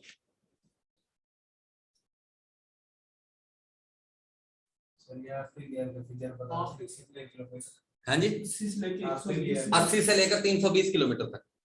नहीं नहीं, वो गलत हो गया होगा, 320, ठीक है जी। और लास्ट आपकी कौन सी है, एक्सोस्फीयर। एक्सोस्फीयर जब अर्थ ऑर्बिट से आप बाहर चले जाते हो। हाँ, ओजोन लेयर जो है ना, ओजोन लेयर एक लेयर है जो आपकी अर्थ को प्रोटेक्ट करती है अल्ट्रावायलेट रे से। सूरज है ना, सूरज की रोशनी है, ये आपकी अर्थ के ऊपर पड़ रही है। तो सूरज की रोशनी में ना बहुत सारी चीजें हैं, सूरज की रोशनी में कुछ हार्मफुल चीजें भी हैं, जिसमें एक जो चीज है जिसे कहते हैं अल्ट्रावायलेट, ठीक है जी, अल्ट्रावायलेट रेस। ये जो है ना आपको, आपकी जो इंसानी जिस्म है ना, इसको इसके ऊपर अगर पड़ेंगी तो इसको स्किन कैंसर कर देंगी। आपका जिस्म जो है ये विटामिन डी प्रोड्यूस करता है, कैसे, सूरज की रोशनी से, जिसकी जो आपकी हड्डियों के लिए बहुत ज्यादा फ्रूटफुल होता है, ठीक है जी, विटामिन डी। तो ये विटामिन डी जो है ये आपका बहुत जरूरी होता है, यानी सूरज की रोशनी आपके ऊपर, आपके जिस्म के ऊपर भी इम्पैक्ट डाल रही है। तो अगर वो जो अल्ट्रावायलेट रेज हैं वो भी आपके जिस्म पर अगर पड़ेंगी तो वो आपको क्या कर देंगी, स्किन कैंसर कर देंगी, और कुछ ऐसी बीमारियां कर देंगी जो म्यूटेट होने वाली होंगी, यानी जिनकी आप दवाई नहीं बना सकोगे। तो ये जो अल्ट्रावायलेट रेज हैं ये कितनी हार्मफुल होती हैं। लेकिन अल्लाह पाक ने हमारे लिए एक सिस्टम जनरेट किया हुआ है। क्या सिस्टम जनरेट किया है, हमें ये ओजोन लेयर का तोहफा दिया हुआ है। ये 15 से लेकर 35 किलोमीटर तक स्ट्रेटोस्फीयर में हमारे पास अवेलेबल है। तो जो भी कोई अल्ट्रावायलेट रेज होती हैं वो पहले यहाँ से गुजरती हैं, यहाँ पर गुजर कर फिर ये उसको फिल्टर कर देता है, ये उन अल्ट्रावायलेट रेज को रोक लेता है, जमीन तक नहीं पहुंचने देता, और हमारे पास बिल्कुल साफ सूरज की रोशनी हमारे साथ पहुंच रही होती है। ये ओजोन लेयर ये सारा कुछ काम कर रही है। और ये जो ओजोन लेयर है ना, इसका O3 फॉर्मूला है। और ये जो है ना, डॉब्सन एक बंदा था, उसने इसका जो है ना डिस्कवर किया था, और इसका यूनिट भी इसीलिए डॉब्सन है।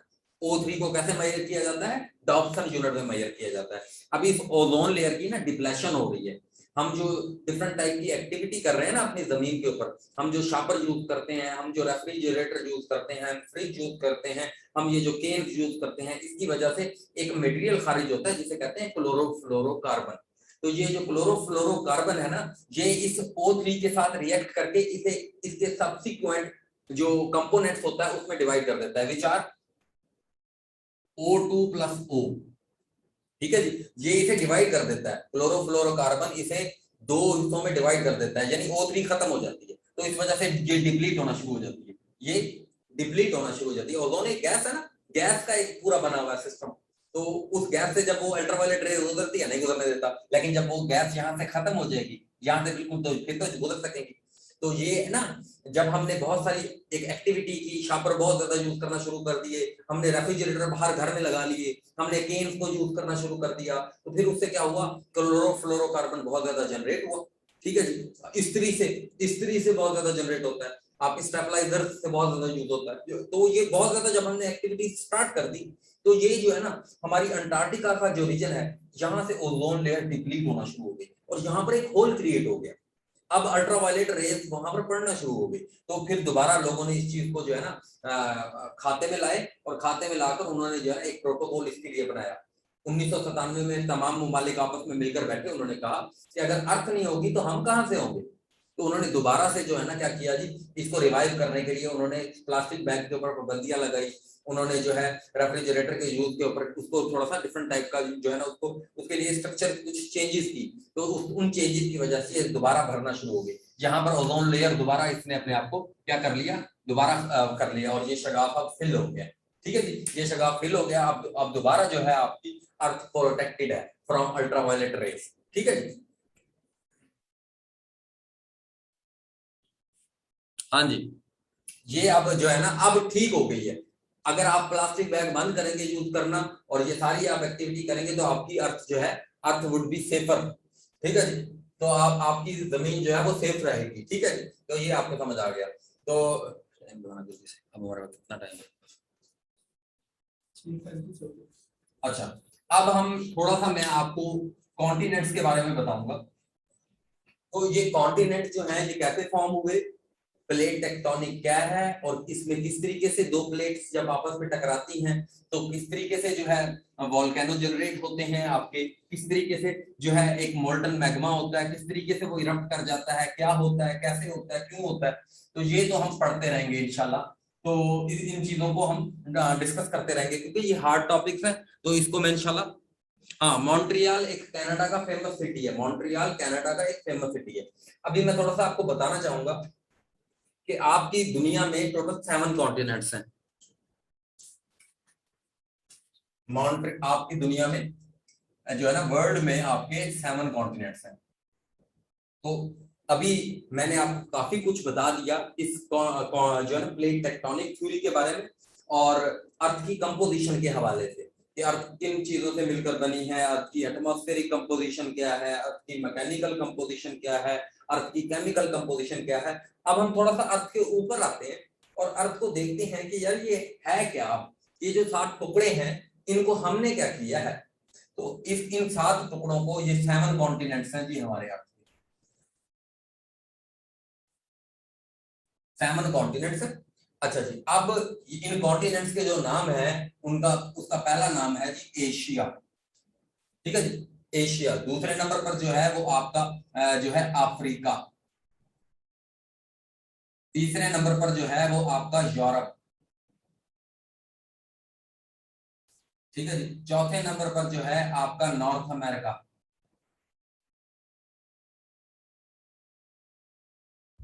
और 5वें नंबर पर आपका साउथ अमेरिका। और 6ठे नंबर पर आपका जो है 2 2 4 5, और 6ठे नंबर पर आपका हो गया जी नॉर्थ अमेरिका, साउथ अमेरिका, 2 2 4 और 5, और Asia, Africa, Europe, north America, south America, और फिर अंटार्कटिका।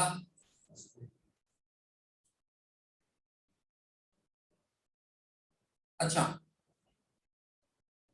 इसको हम ना,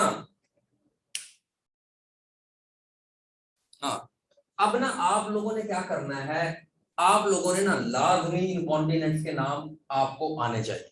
कैसे? Asia, Africa, Antarctica, different type से। यानी कुछ भी हो, इनकी तरकीब उल्ट करके भी आपको आते हैं और तरकीब सीधी करके भी आपको आते हैं। एशिया, अफ्रीका, यूरोप जो है, Antarctica, Australia, north America, south America, या किसी तरीके से भी आपको आता है। अच्छा, और इसके बारे में आपको क्या पता होना चाहिए, इनका एक तो एरिया, ठीक है, जैसे एशिया का कितना एरिया है 29.5%, 29.5%। अफ्रीका का कितना एरिया है जी 20%, ठीक है। इसका कितना एरिया है जी 6.5%, 6.5%। नॉर्थ अमेरिका का आपका कितना एरिया है जी 16%, ठीक है जी। और साउथ अमेरिका का आपका कितना एरिया है जी 11%, ठीक है जी। और इसका कितना एरिया है अंटार्कटिका का 9%, ठीक है जी। और ऑस्ट्रेलिया का कितना एरिया है आपका 5%।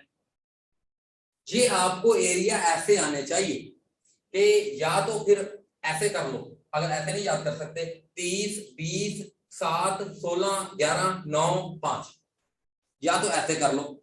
और लेकिन इसका ऑस्ट्रेलिया का स्पेसिफिकली आपको क्या पता होना चाहिए जी 7, 8, 9, 10 स्क्वायर किलोमीटर, ठीक है। उसके बाद एरिया हो गया। इस तरीके से आपको पॉपुलेशन का भी पता होना चाहिए, आपको पॉपुलेशन का भी पता होना चाहिए। पॉपुलेशन इसमें कितनी है जी 60%, 30 का डबल 60, और 20 का इसमें कितनी है जी 20 से कम, इसमें कितनी है जी 20 से कम 17%, इसमें 60%, और इसमें जो है 17%, और यूरोप के अंदर आपकी कितनी है जी 9%, 9%, और नॉर्थ अमेरिका में आपकी कितनी है जी, नॉर्थ अमेरिका में आपकी, ये यूरोप तीसरे नंबर पर है पॉपुलेशन वाइज। ये भी चीजें पता हो। एशिया पहले नंबर पर, दूसरे नंबर पर अफ्रीका, अफ्रीका की जी थोड़ा सा आपको चीजों का इस तरीके से पता होना चाहिए। और नॉर्थ अमेरिका की आपकी कितनी है जी 8%, ठीक है जी। और साउथ अमेरिका की आपकी कितनी है जी 5%, ठीक है जी। उसके बाद अंटार्कटिका में 0%, ठीक है जी। और ऑस्ट्रेलिया में आपकी कितनी है जी 0.42%, ठीक है जी।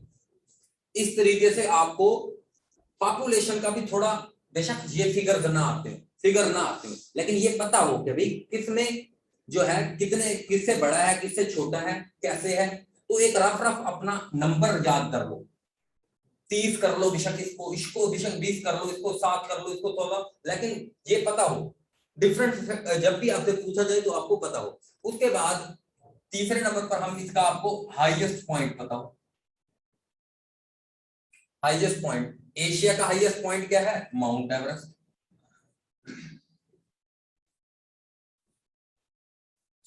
माउंट एवरेस्ट, ठीक है जी। और माउंट एवरेस्ट कहां पर है, चाइना और नेपाल में। उसके बाद अफ्रीका का आपका कौन सा है जी, Mount Kilimanjaro, Mount Kilimanjaro. Europe का आपका सबसे हाईएस्ट पॉइंट क्या है, माउंट एल्ब्रस, रशिया में, एल्ब्रस रशिया में। नॉर्थ अमेरिका का आपका हाईएस्ट पॉइंट क्या है जी, आपका माउंट डेनाली, या डेनाली पीक भी कहते हैं इसको, डेनाली पीक भी कहते हैं। साउथ अमेरिका का आपका हाईएस्ट पॉइंट क्या है, माउंट अकुनकंगुआ, माउंट अकुनकंगुआ। देखो मुझे भी याद है ना, देखो मुझे भी याद है ना। अंटार्कटिका का क्या है, विल्सन मासिक। ऑस्ट्रेलिया का क्या है, कोशीजुको, कोशीजुको, ठीक है जी। इसी तरीके से आपको लोएस्ट पॉइंट भी आने चाहिए।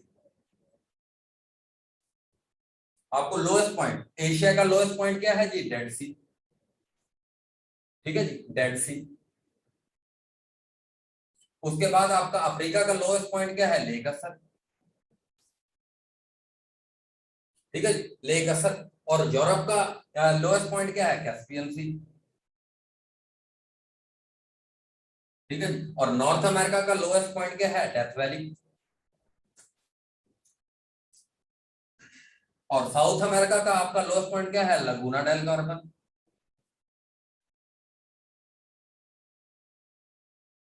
अंटार्कटिका का आपका क्या है, डीप लेक। और ऑस्ट्रेलिया का आपका क्या है, लेक इरी। तो ऐसे आपको हाईएस्ट पॉइंट और लोएस्ट पॉइंट आने चाहिए। क्योंकि ये सारे सवाल हैं, इनमें से तो और भी बहुत सारे सवाल बनते हैं।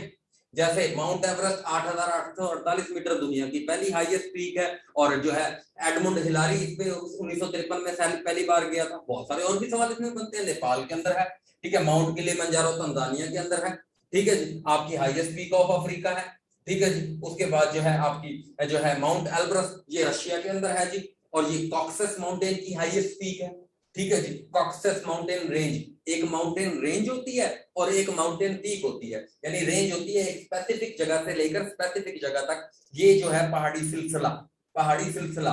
और इस पहाड़ी सिलसिले के अंदर डिफरेंट टाइप की माउंटेन्स होगी। कोई एक माउंटेन सबसे ज्यादा ऊंची होगी, that is called mountain peak.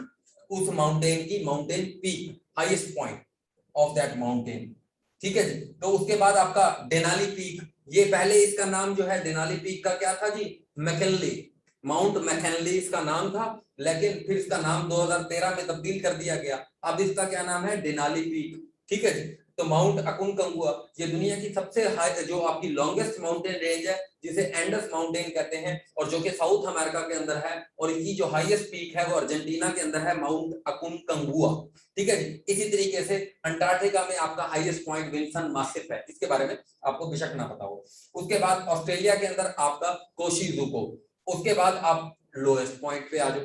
Lowest point में आपका डेड सी, डेड सी कहां पर है जी, इजराइल जॉर्डन इसके दरमियान जी आपका क्या है। और डेड सी से मेडिटेरियन सी का फासला 400 मीटर है। इस तरीके से लेक असल आपकी डिजीबुटी, और डिजीबुटी अफ्रीका का एक कंट्री है। और कैस्पियन सी जो है, ये भी एक आपकी लार्जेस्ट सॉल्ट वाटर लेक है, largest salt water lake of the world है आपकी, कौन सी, कैस्पियन सी। उसके बाद death valley, death valley basically California में है, और ये जो अमेरिका की एक स्टेट है कैलिफोर्निया, तो वहां पर है। और ये अपने हॉट वेदर की वजह से बहुत ज्यादा मशहूर है। इसमें बहुत ज्यादा ह्यूमिडिटी होती है, हॉट वेदर होता है, और ये डेजर्ट, एक डेजर्टिफाई एरिया है, ठीक है जी, डेजर्ट। उसके बाद लगुना डेल कार्मन, ये आपका जो है साउथ अमेरिका में है। और यहाँ पर एक और जगह भी है जिसे कहते हैं चिली के अंदर Atacama desert, driest desert of the world भी है वो। और अंटार्कटिका जो है वो डीप लेक, और फिर लेक एरी जो है वो आपकी driest lake of the world है। Driest lake of the world कौन सी है जी आपके पास, लेक एरी। तो आपको जो है एरिया वाइज कंट्रीज की अलग अलग अपने, देखो मैंने तो एक ही जगह लिख दी है, आप शुरू शुरू में अलग के पॉपुलेशन वाइज अलग, उसके बाद एरिया वाइज अलग, उसके बाद हाईएस्ट और लोएस्ट पॉइंट के अलग अपने जो है। फिर क्या करो, फिर उसके बाद अपने चार्ट्स बनाओ। चार्ट्स कैसे बनाओ, अभी मैपिंग पे आना है ना हमने, तो आप जी हल्का हल्का, ये जी आपका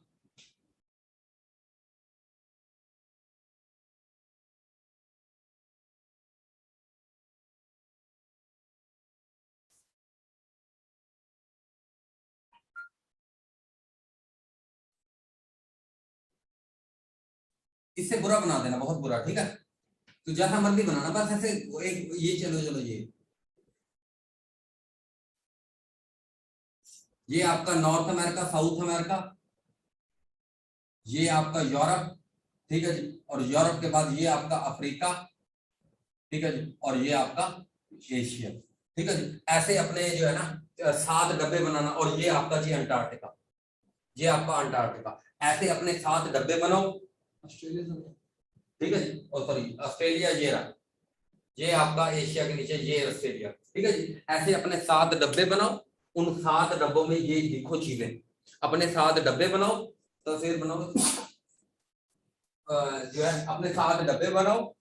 और जो अच्छा बेहतर बना सकता है डब्बा, वो अच्छा बेहतर बना ले, और जो बुरा बनाना चाहते हैं वो बुरा बना ले, कोई मसला नहीं। हमने कोई कार्टोग्राफर नहीं बनना, ठीक है, कार्टोग्राफर हमने नहीं बनना, लेकिन ऐसा तक आपको कार्टोग्राफर बना देंगे। एशिया का साइज सबसे बड़ा है, एशिया साइज वाइज और पॉपुलेशन वाइज सबसे बड़ा है, एशिया साइज वाइज और पॉपुलेशन वाइज सबसे बड़ा है। सर ये ऑस्ट्रेलिया के नीचे क्या लिखा है, 789, ये इसका एरिया है 7, 8, 9, 10 स्क्वायर किलोमीटर में।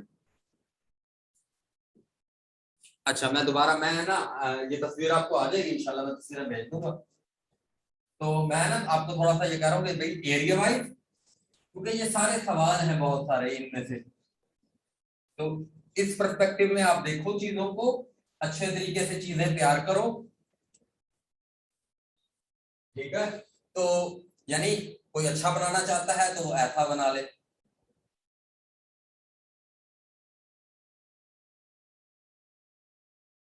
ठीक है जी।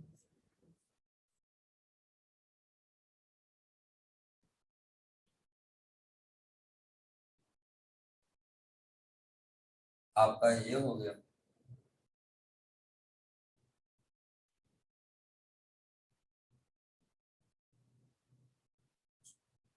ठीक है, ये आपका नॉर्थ अमेरिका हो गया, ये आपका साउथ अमेरिका हो गया। सबने कोशिश करनी है। ये यूरोप हो गया, और ये आपका जो है अफ्रीका हो गया। अफ्रीका वैसे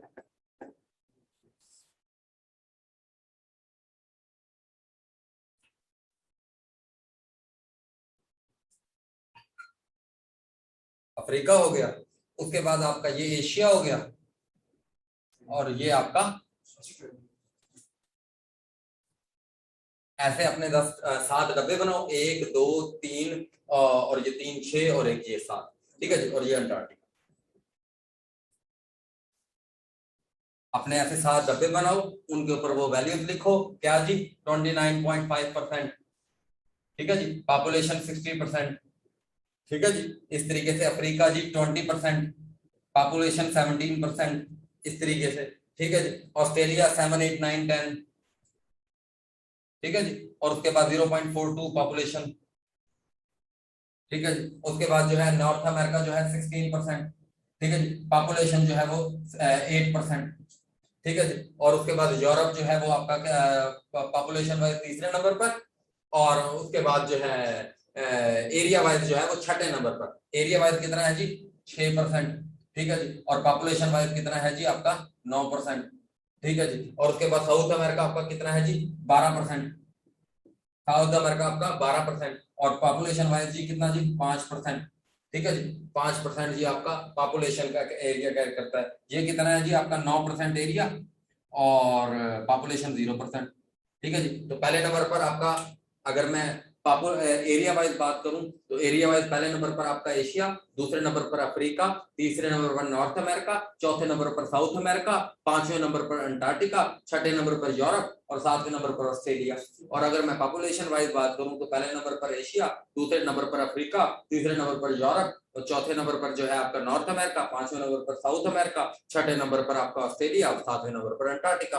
ठीक है जी, और ये आप इस तरीके से 2 सेकंड के अंदर 10 सेकंड के अंदर बता दिया होगा बस। इस तरीके से 10 सेकंड में बताने की कोशिश करो, और जबान जो ना सिंक करके रखो।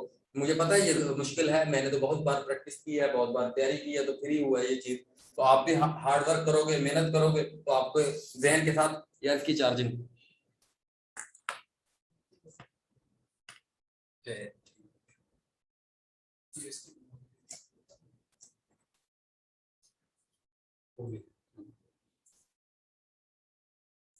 अच्छा जी, अब हम,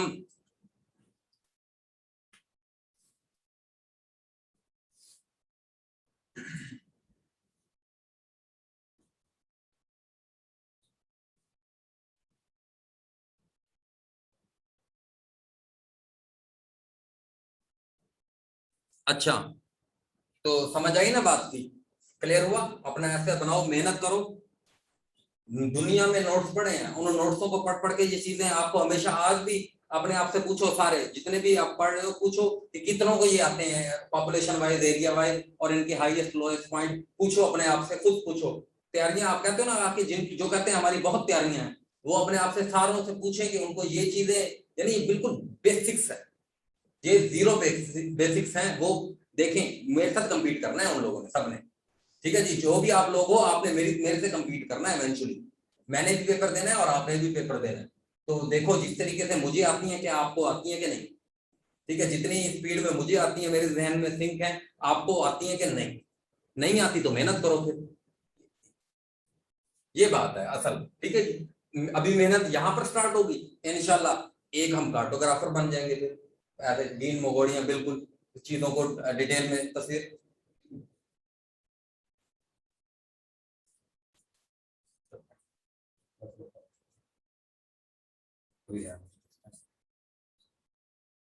अच्छा, उसके बाद जी अब हमारे पास 5 जी ओशन है, 5 जी ओशन है।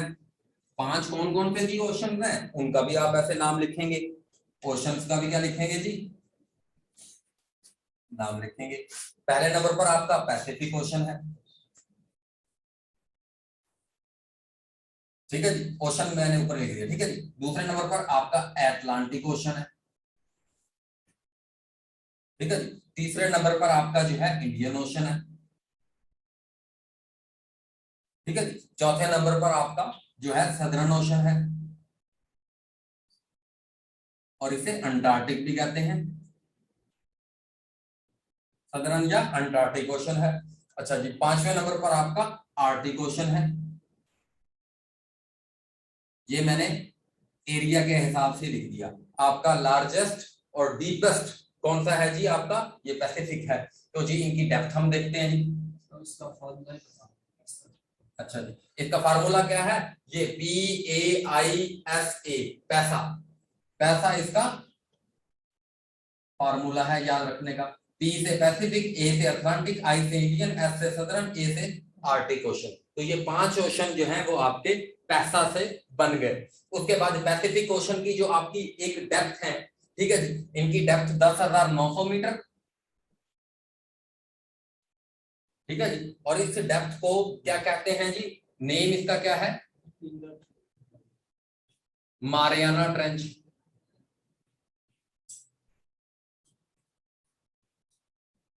मारियाना ट्रेंच इसकी जो है वो है। उसके बाद जी ये तीसरे नंबर पर जी आपका पैसिफिक ओशन के बाद दूसरे नंबर पर आपका 7,000 मीटर। तो 7,000 मीटर जी किसकी है जी, इसको इसको क्या कहते हैं जी, इसको Puerto Rico trench, Puerto Rico trench, ठीक है जी। उसके बाद इंडियन ओशन का भी कितना है जी, 7,000, ठीक है जी। इसको क्या कहते हैं जी, जावा या सुंडा ट्रेंच, जावा या सुंडा ट्रेंच,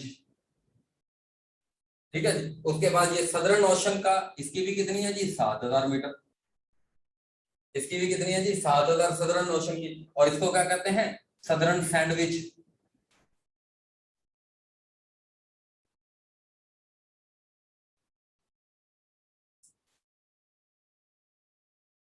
ट्रेंच, सैंडविच ट्रेंच से याद रखो। आर्टिक ओशन की कितनी है जी, इसकी भी 7,000 मीटर, ठीक है, इसकी भी 7,000 मीटर।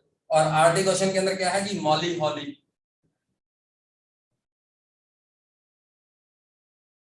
अच्छा मैंने इनकी इसलिए 7,000 लिखी है क्योंकि इंपॉर्टेंट नहीं है, ठीक है जी, इंपॉर्टेंट नहीं है इसलिए मैंने कहा 7,000 याद कर लूंगा, ठीक है जी।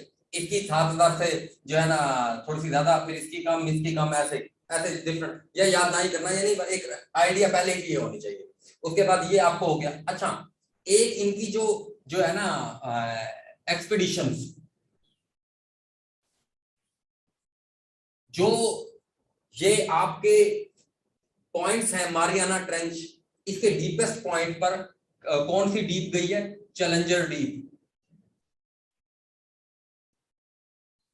जहां तक कोई गया है उसे क्या कहते हैं, जहां तक कोई गया है उसे चैलेंजर डीप कहते हैं, जहां तक ह्यूमन ने एक्सेस कर लिया, और उसको क्या कहते हैं, ब्रोनियन बीच, ब्रोनियन, ठीक है जी। बल्कि ये रहने दो, चैलेंजर डीप, चैलेंजर डीप जो है, और जो है ना इसको आर्टिक ओशन की क्या कहते हैं जी, मॉली होली, इसको मॉली होली ही कहते हैं, मॉली होली डीप,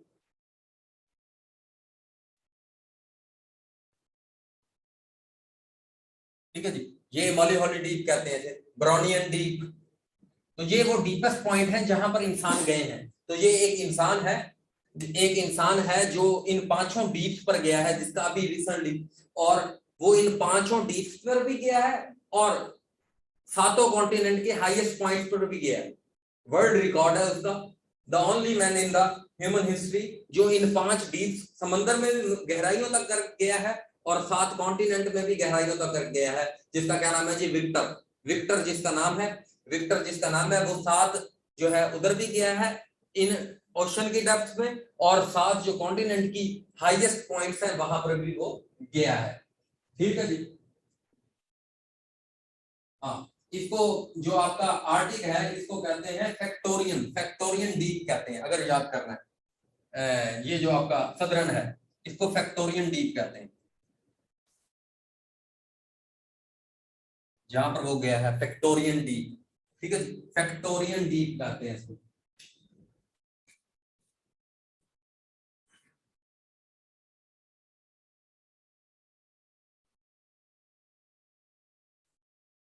अच्छा,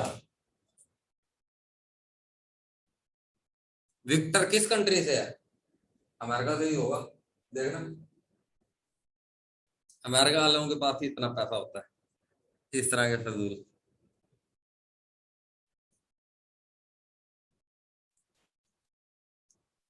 बताते हैं अभी किस कंट्री से है। चलो मैं भेज दूंगा आपको। अच्छा, ये अब समझ आया, 5 कॉन्टिनेंट और जो 5 आपके 7 आपके कॉन्टिनेंट हैं और 5 आपके ओशन हैं, ये इस तरीके से करने हैं। ठीक है, इनके नाम जब मैं मैप ड्रॉ कर रहा हूँ ना, और जब आप लोग भी मैप ड्रॉ कर रहे होगे तो फिर आपको मैप ना समझ आए तो फिर क्या फायदा। ठीक है जी, तो मैं ये चाहता हूं कि आप लोग भी इसी तरीके से मेहनत करो और ताकि आप भी जो है वो कामयाब हो सको। ठीक है जी, समझ आइए बात की। अगर किसी ने इनके सही एरियाज को याद करना है तो ब्राउनियन जो है वो 8,000, 10,000, 8,000, बाकी 7,000, 5,000 और 7,000 ना याद करो तो इस तरह इतने जरूरी नहीं है। ये 8,000, 7,000, 7,000 न्यूयॉर्क से। न्यूयॉर्क, बस देखा, ये होता है, यानी न्यूयॉर्क से ही है विक्टर जी, विक्टर न्यूयॉर्क से है। मैंने पहले ही लगा लिया था कि अमेरिकन नहीं होगा कोई। ये तो लास्ट लेक्चर में आपने सैंडविच बताया आर्टिकल का। अच्छा, तो ये अब 5 ऑप्शंस के इस तरीके से बनाओगे और बाकी इस तरीके से करोगे, और बाकी जो है ना आपका यानी कुछ जो करेक्शन है वो भी हो गई। और कोई सवाल है तो पूछो आज। ट्रेंच क्या है? हैं? ये आपने जो लिखवाए हैं मेरी ट्रेंच बेसिकली कहते हैं, ट्रेंच नहीं होती, ट्रेंच जहां पर एक यानी ट्रेंचेस, जैसे ट्रेंच होती है जमीन के जमीन को खोद कर हम ट्रेंच बना लेते हैं, तो वही ट्रेंच। तो वो जमीन की वो जगह जहां पर वो इंसान गया है, ठीक है, जो उसकी यानी वो जो एक डेप्थ होती है वो एक किसी ट्रेंच में ही होगी ना। डेप्थ जो ट्रेंच होती है वो डेप्थ एक ट्रेंच में ही होगी, एक स्पेसिफिक पॉइंट में। अभी तक हम जो गए हैं ना जो है ना नीचे तक क्रस्ट के अंदर, वो 12 किलोमीटर तक जा सके हैं बस। जो आपकी कॉन्टिनेंटल क्रस्ट है ना उसके हम 12 किलोमीटर तक नीचे जा सके। ये तो ओशैनिक क्रस्ट है जहां पर हम नीचे तक चले जाते हैं, क्योंकि उसमें कंपैरेटिवली इजी होता है नीचे जाना। कॉन्टिनेंटल क्रस्ट में सिर्फ और सिर्फ ये एक जो है आर्टिक ओशन के अंदर ना। हाँ बिल्कुल। अच्छा, किसकी? चलो ये 2 मिनट की गेम है, ये कौन सी गेम है? अच्छा, उसके बाद अब हमारा कुछ रह गया और कुछ पढ़ना है? इमैनुअल कांट लिखवा दिया, लैपलास लिखवा दिया आपको, और इमैनुअल कांट लिखवाया तो है जर्मन, जिसने ओरिजिन ऑफ यूनिवर्स के बारे में बताया था। इमैनुअल कांट जो जर्मन फिलोसोफर था। लैपलास आपको लिखवा दिया है जो कि फ्रांस का था बंदा। ठीक है जी, उसने ये सबसे पहले जो थ्योरीज दी है इन्होंने दी है, और ज्योग्राफी की टर्म एरिस्टोफेनस ने जो है वो सबसे पहले दी है। और उसके बाद जो है अच्छा, और ठीक है, सरकम करंट के बारे में बता दिया आपको। और चॉर्ड, सर्कल में चॉर्ड भी तो होता है, चॉर्ड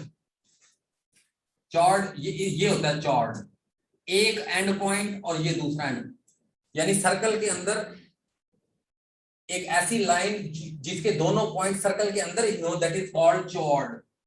क्या कहते हैं? चॉर्ड कहते हैं सर्कल में, जिसके एंड पॉइंट्स कहां पर हो? सर्कल के अंदर ही हो।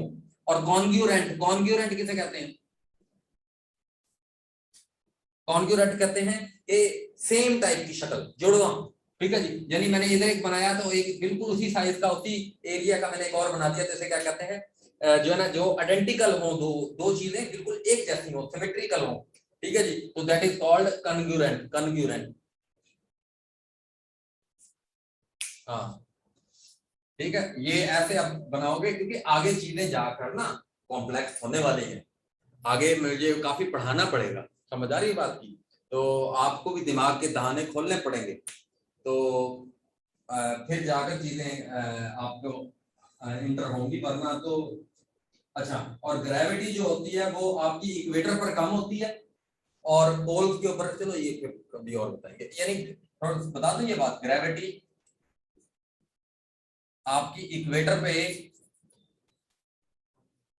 लेस होती है और आपकी पोल्स के ऊपर जो है मैक्सिमम होती है। ठीक है जी,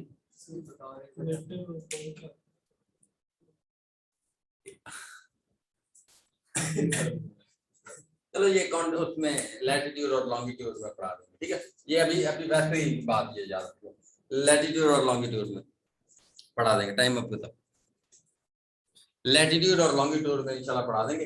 लैटिट्यूड और लॉन्गिट्यूड के मेरे तकरीबन 3 घंटे के लेक्चर होंगे, ठीक है, 3-4 घंटे, ठीक है।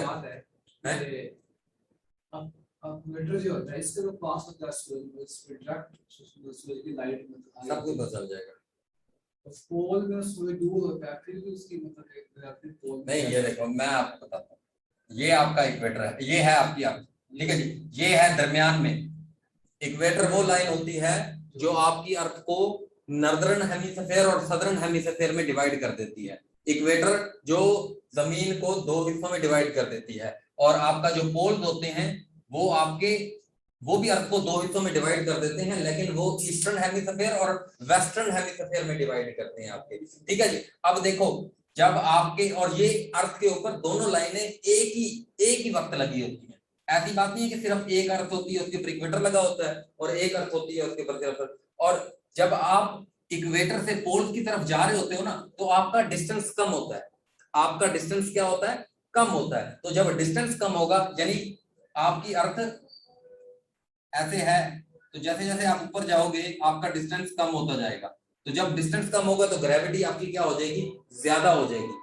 ठीक है जी, जब डिस्टेंस कम होगा तो आपकी ग्रेविटी भी क्या हो जाएगी, ज्यादा हो जाएगी, इनिशियल लेवल पर बात कर रहा हूं, तो इसलिए पोल्स के ऊपर ग्रेविटी ज्यादा होती है, इसलिए तो पोल्स में सबसे ज्यादा मिनरल्स होते हैं, सबसे ज्यादा पोलर रीजन, आर्टिक रीजन के अंदर बहुत ज्यादा मिनरल्स हैं, आपकी जो ये अंटार्कटिका है इधर बहुत ज्यादा मिनरल्स हैं। वजह क्या है, क्योंकि ग्रेविटी ज्यादा है, और जहां पर ग्रेविटी ज्यादा होती है वहां पर मास ज्यादा होता है। अब देखो ये बातें बड़ी सोचने वाली बातें हैं, जहां पर ग्रेविटी ज्यादा होती है वहां पर मास ज्यादा होता है, जहां पर ग्रेविटी ज्यादा होती है, और हमारे ये जो मिनरल्स होते हैं ये इनका कितना मास होता है, इसीलिए ये ऊपर वाली जगह पर जाकर रह जाते हैं, और हम इक्वेटर पर जो है ग्रेविटी कम होती है, तो जहां पर इक्वेटर पर इतने ज्यादा मिनरल्स आपको नहीं मिलेंगे।